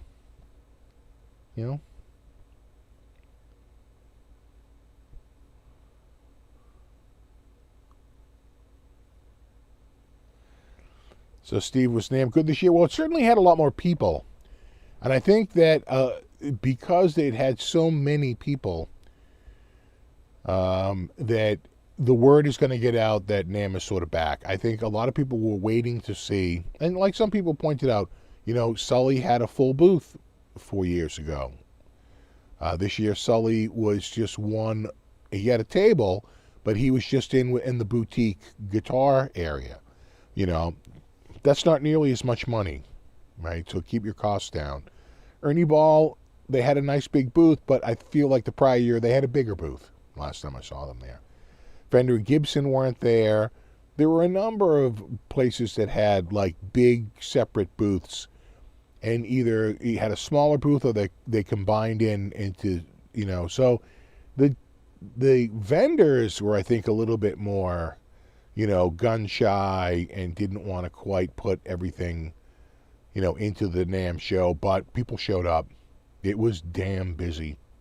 It really was. I mean, there were parts of the day where it was tough walking in the main aisle. And the main aisle was enormous because what was normally like, that aisle had been getting narrower and narrower until they finally opened up the North Hall, and then everything widened out when they could, they had much more of a floor plan because they could move a lot of vendors up over to the North Hall. So this year was even wider. I'll tell you, the one place I kept going, though, was the drum room because they had the AC cranked in that room. And it was great. You could just go in there, and they had sort of a lounge sort of sitting area. You could get waters. You could get coffee. They had, popcorn and stuff like that. It's all like a little vending area. And they had charging stations. You could just go and sit and, go to the charging station or whatever. But at any rate, it felt like certainly attendance-wise, it was pretty rocking. It definitely was.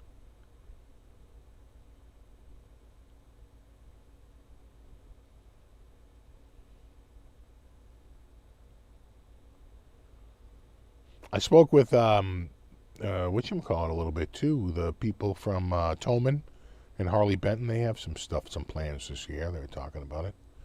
I was like, do it. They're asking, what? What do you want? Do. Oh, no, of course Ace is being carried by his backup band. Oh, yeah. No, please. Of course. But that happens when most acts, as they get older, they really do rely on younger players to get them through. What? Well, I'm kind of busy. What? What do you want? What do you give me the bump? Do you think the new George Lynch Limited is worth the price? The LTD version? I'm not sure what it's going for. I'm sure it's up there. I'm going to say no. Just off the top of my head. Probably not.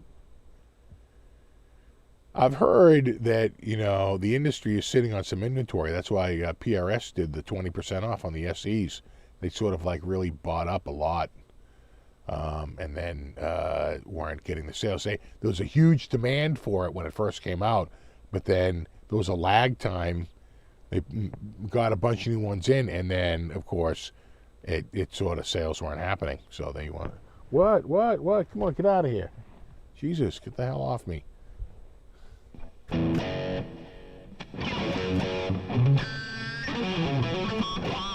Yeah, he's 20 minutes early. There's somebody upstairs. There's someone upstairs. Just go upstairs. There's people here. You can go upstairs. Just go upstairs. Yeah, Corey Feldman was at Creators Night. He went up and jammed with Davidas. Corey was there.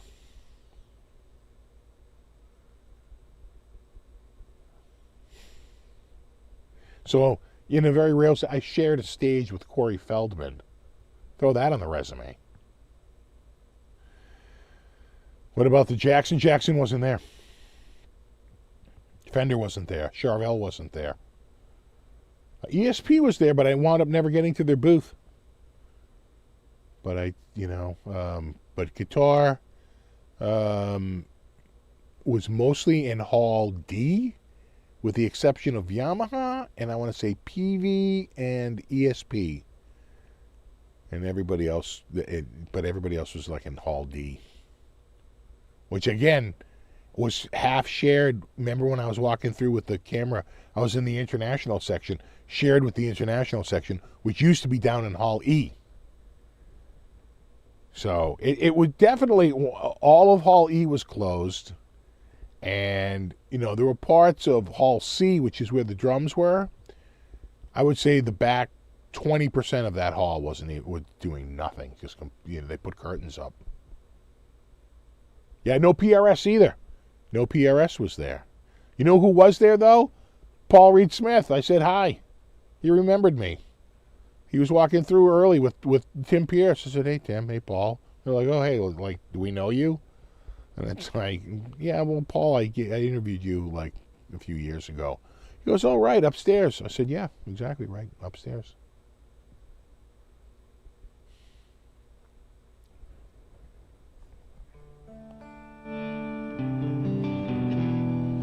PRS had Yamaha had a nice booth, big booth.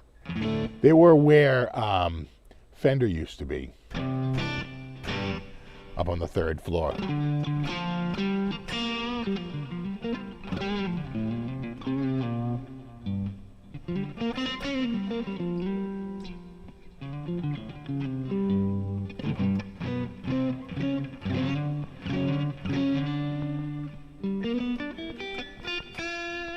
Star Guitar Works.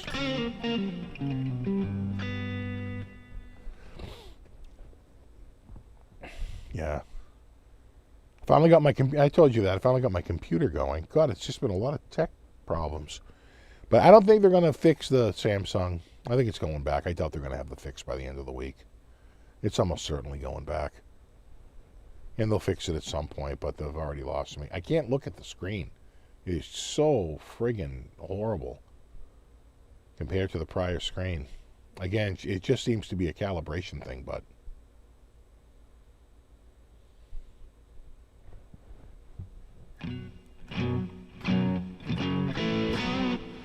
I say next year's NAMM will be much better, and Fender and Gibson might bite the bullet and have booths there.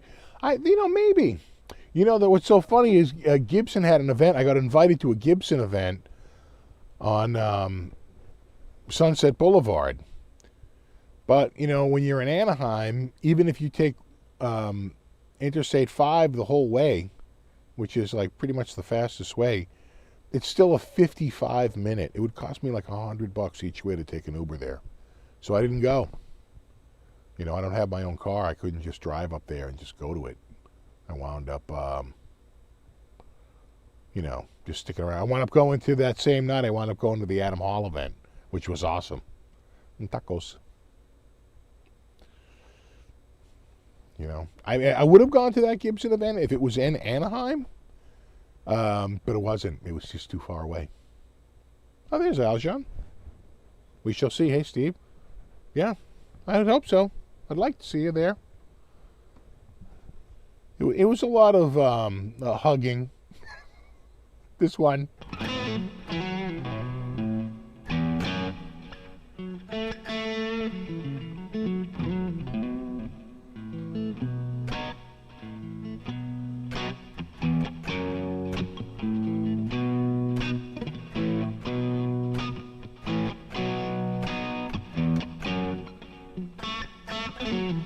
$45,000 a rented booth now? No. It depends on the booth. A big booth will cost you $100,000. Small booth will cost you like $5,000. Depends on the booth. But I think even those real small ones are even less than $5,000. They're more like, you know, more like $2,500, $3,000. What's funny is that the rumor is that next year they're going to have NAMM Thursday, Friday, Saturday, and they won't do Sunday. Just be Thursday, Friday, and Saturday. And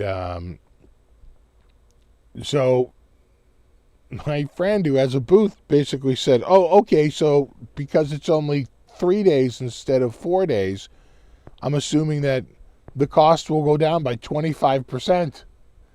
And they're like, oh, no, costs remain the same. But just one fewer day. It's like, well, maybe we should be Sunday too if we're going to pay the same money.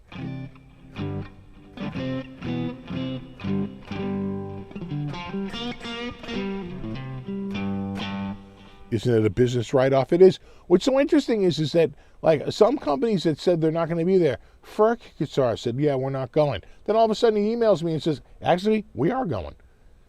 Same with Framus and Warwick. I didn't see them on there. And the last minute, all of a sudden, Framus and Warwick, you know, was on the list and they were showing up. I was like, wow. And then Chapman was going to be his own booth, but he wound up merging with this other booth. Again, that's what people do to try and save money. He wound up merging with this, I think he got a U.S. distributor. And so they just wound up merging their booth. I think after he got in the car accident the day before, he didn't want to set his booth up. I think he was hurting.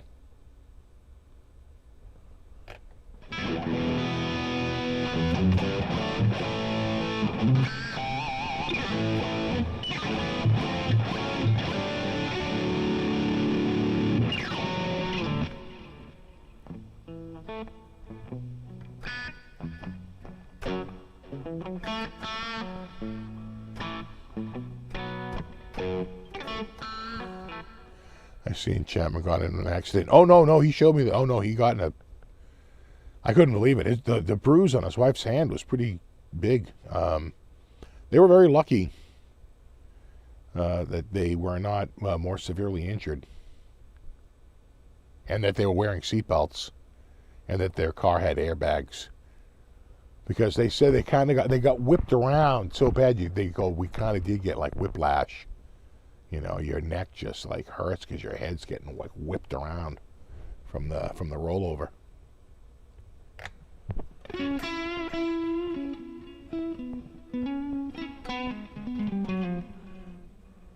Yep, exactly. I mean, I don't want to name names, but we do have a potential. This is just a simple charcoal rendering, but this is what the suspect in the car accident looked like. Police are baffled.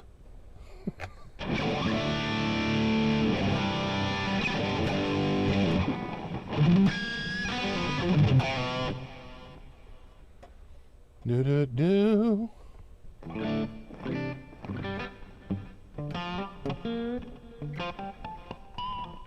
He had posted a video, yeah. You know, he showed me the pics on his phone.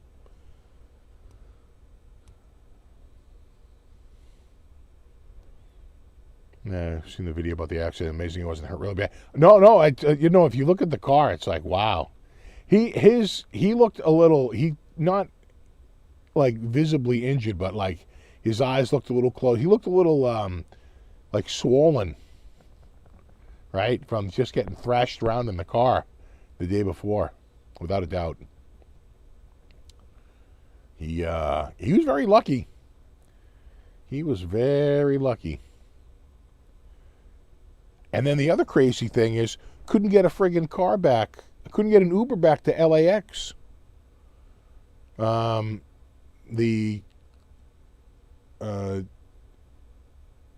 morning we were leaving, and luckily I was with Agufish, or I would have been screwed, because I heard that this other guy couldn't get one.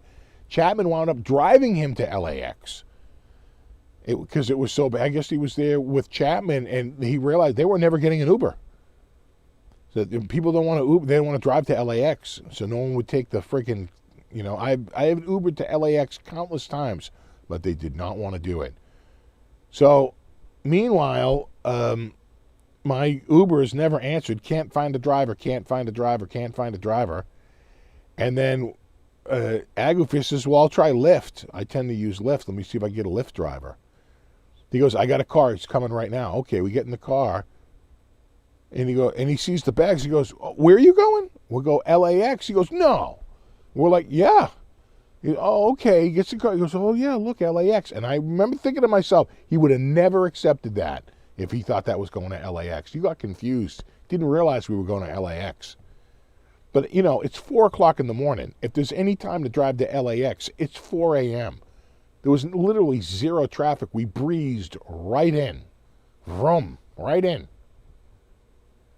So, yeah, God. We were lucky.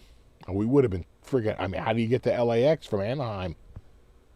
If you don't get a ride service. It's like, damn near impossible. So we split into a Lyft. And then we did make it. Then I wound up talking to this guy on the flight back, Nate from L.A. I dubbed, because I'm Steve from Boston. I said, you are now Nate from L.A. Guitar player. And we wound up shooting the breeze for quite a bit on the ride back. And, swapping manly stories. It was good. You never go into LAX. See, the problem is I can't get a flight. I flew round trip to LAX for $257 round trip, all taxes and fees. $257 was the round trip. If I want to fly into John Wayne, it's like $890 and like 2 layovers. It's like some stupid. It is ridiculous for me to try to fly into John Wayne. They're like, well, we're going to fly you in Atlanta. You're going to go from Atlanta to like Vegas or to like friggin' Dallas. And then from there you can fly into John Wayne. And, you're taking a seat up on 3 different planes. So this is going to be like $900 instead of $300. Oh, it's crazy. That's why I got to go LAX. John Wayne is a hard landing, yeah. I've never been to John Wayne. But they say it's a lot closer, much easier to get to, but, Anyone supposed to soda down your back? No, but I had my soda guard on. I wore a poncho. I'm way ahead of the game.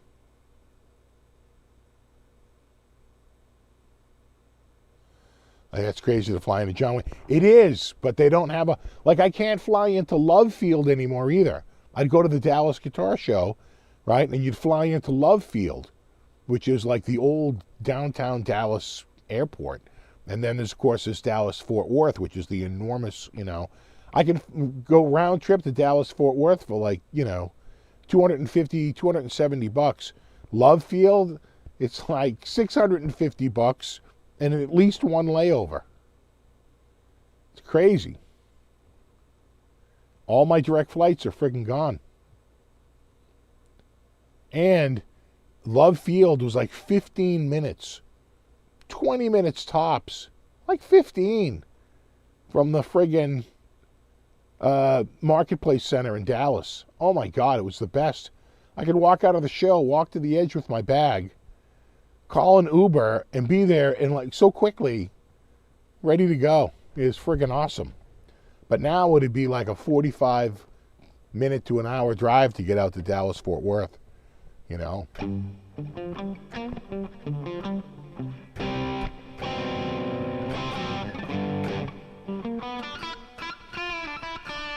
Was it a Sears poncho?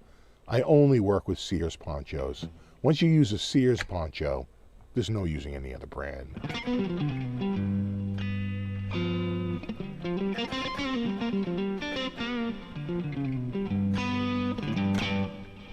Wish I could get a direct flight to Love Field from New Zealand. Yeah, Jesus. Yeah, the best you're probably going to do is fly into maybe San Diego, but almost certainly LAX. Speaking of wrecks, I've had 2 wrecks from each other. 16-year-old ran into my wife's car this week. Oh, no way. 85-year-old ran into yours. Oh, my God. Not good. Totaled your wife's car. Oh, that's bad. Yeah, it took your front end light off. Yeah, at least everyone's okay, though.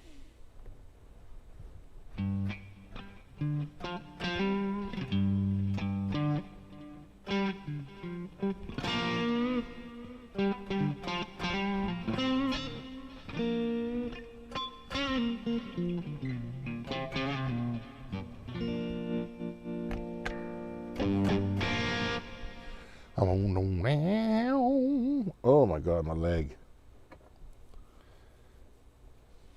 You notice that the glitch has gone away? Ever since I changed the sync settings. Oh yeah, I just had to hear it. I was missing it. Sounds like you had fun at NAMM. Oh, the fun time had by all, read the headline. It was good. You know, it's good to see everybody again. You know, that's really what it is. You just, you know, I think for a lot of us it was just a big reunion. I hadn't been there since 2020. I missed the last 2 years.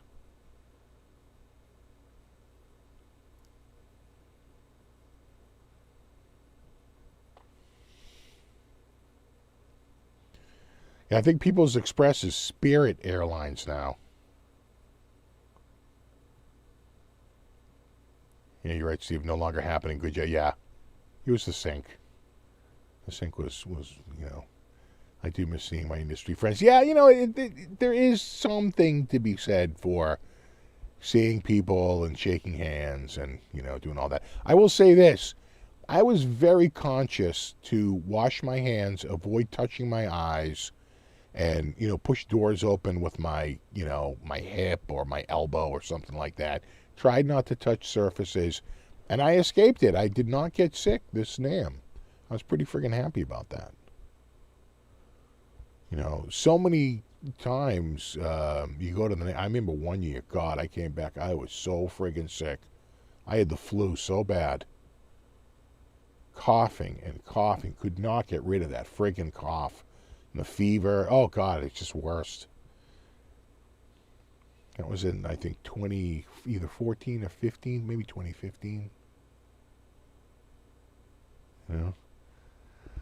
No Samsung Galaxy for, you know what? We'll check it right now. It's the end of the show. Let's just check. Oh, God, the screen. The green cast on this friggin' screen. Holy shit. Come on, Samsung, you son of a bitch. Dylan died recently. No updates. Still no update. I don't think it's going to happen. We're down to, they have like, I think, 6 more days with me. If they don't put it out in the next 6 days, it's going back. I'm giving them an opportunity to update it so I can keep the phone. But I can't stare at that screen until I get an update. God, it's just, maybe you just got a bad phone. I don't think so. It's a pretty widespread issue. Look up Samsung Galaxy S24 washed out colors. It seems to be a fairly widespread issue. And what's so funny is, like, people are chat-botting, you know, with some, like, service rep in Spain going, my collars are washed out. They're like, that's how it normally is. And then they say something like, you can use your phone safely. That's your hint right there, that was a bot replying to you. Yet so many places are like, Samsung confirms not working on update, that, screen is planned. I'm like, it reminds me of, remember Antenna Gate with Apple? And a guy said, hey, what's going? And then what did Steve Jobs reply? You're holding it wrong. But the next year, you changed the design of the antenna so that you could hold it that way and it wouldn't cancel out the antennas, right? So maybe you designed it wrong, but they can never admit fault. They're like, no, you're holding it wrong. He literally told the guy, you're holding it wrong. It's like, come on, dude.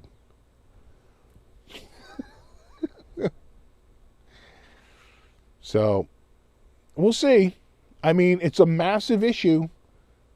And the other thing is what an indictment. Again, they may have got a phone that wasn't a problem, but what an indictment. No reviewer got a phone? I was like, how can you not be talking about the why? How can, maybe you got cherry-picked models, or maybe yours were made in a different factory than mine. Again, mine was made in Vietnam, not Korea.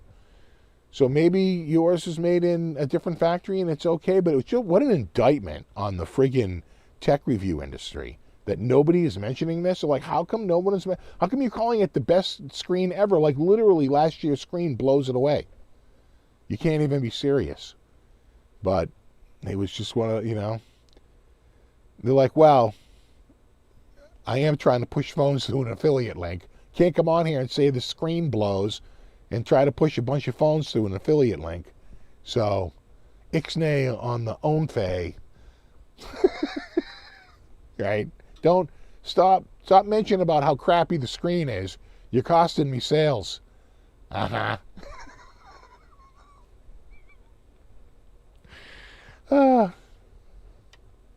Anyway, we'll see. I have a feeling by the time we talk next week, that phone will be gone, already on its way back to Google Fi. Again, $650, I still don't want it. That goes to show you how bad it is. All right, dudes, it is 9 o'clock. It is, in fact, 9:01. It's time to call it a night. Thanks so much for hanging out. Great to see everybody after missing you last week because I was at NAMM. And we will do it all again 1 week from now. So thanks to everybody for hanging out. Super extra special thanks to anyone who contributed. I always appreciate that. And, of course, Brofist to my Mod Squad. Hashtag Brofist, hashtag Mod Squad. And I will see you all in a week. Everybody have a wonderful week. We'll do it all again next week. And there you have it. No, you rock. All right. There you go. I'll let you know what happens next week. I doubt Samsung's going to put out an update for the affected phones. Maybe because it doesn't affect every phone. Now you have to figure out how to do it without overcorrecting the other phones. Who knows what this debacle is? But at any rate, I can look from afar rather than being immersed in it. And there you go. All right. No, you rock. I'll see you guys next week. And have a wonderful week. And I'll see you then. Later.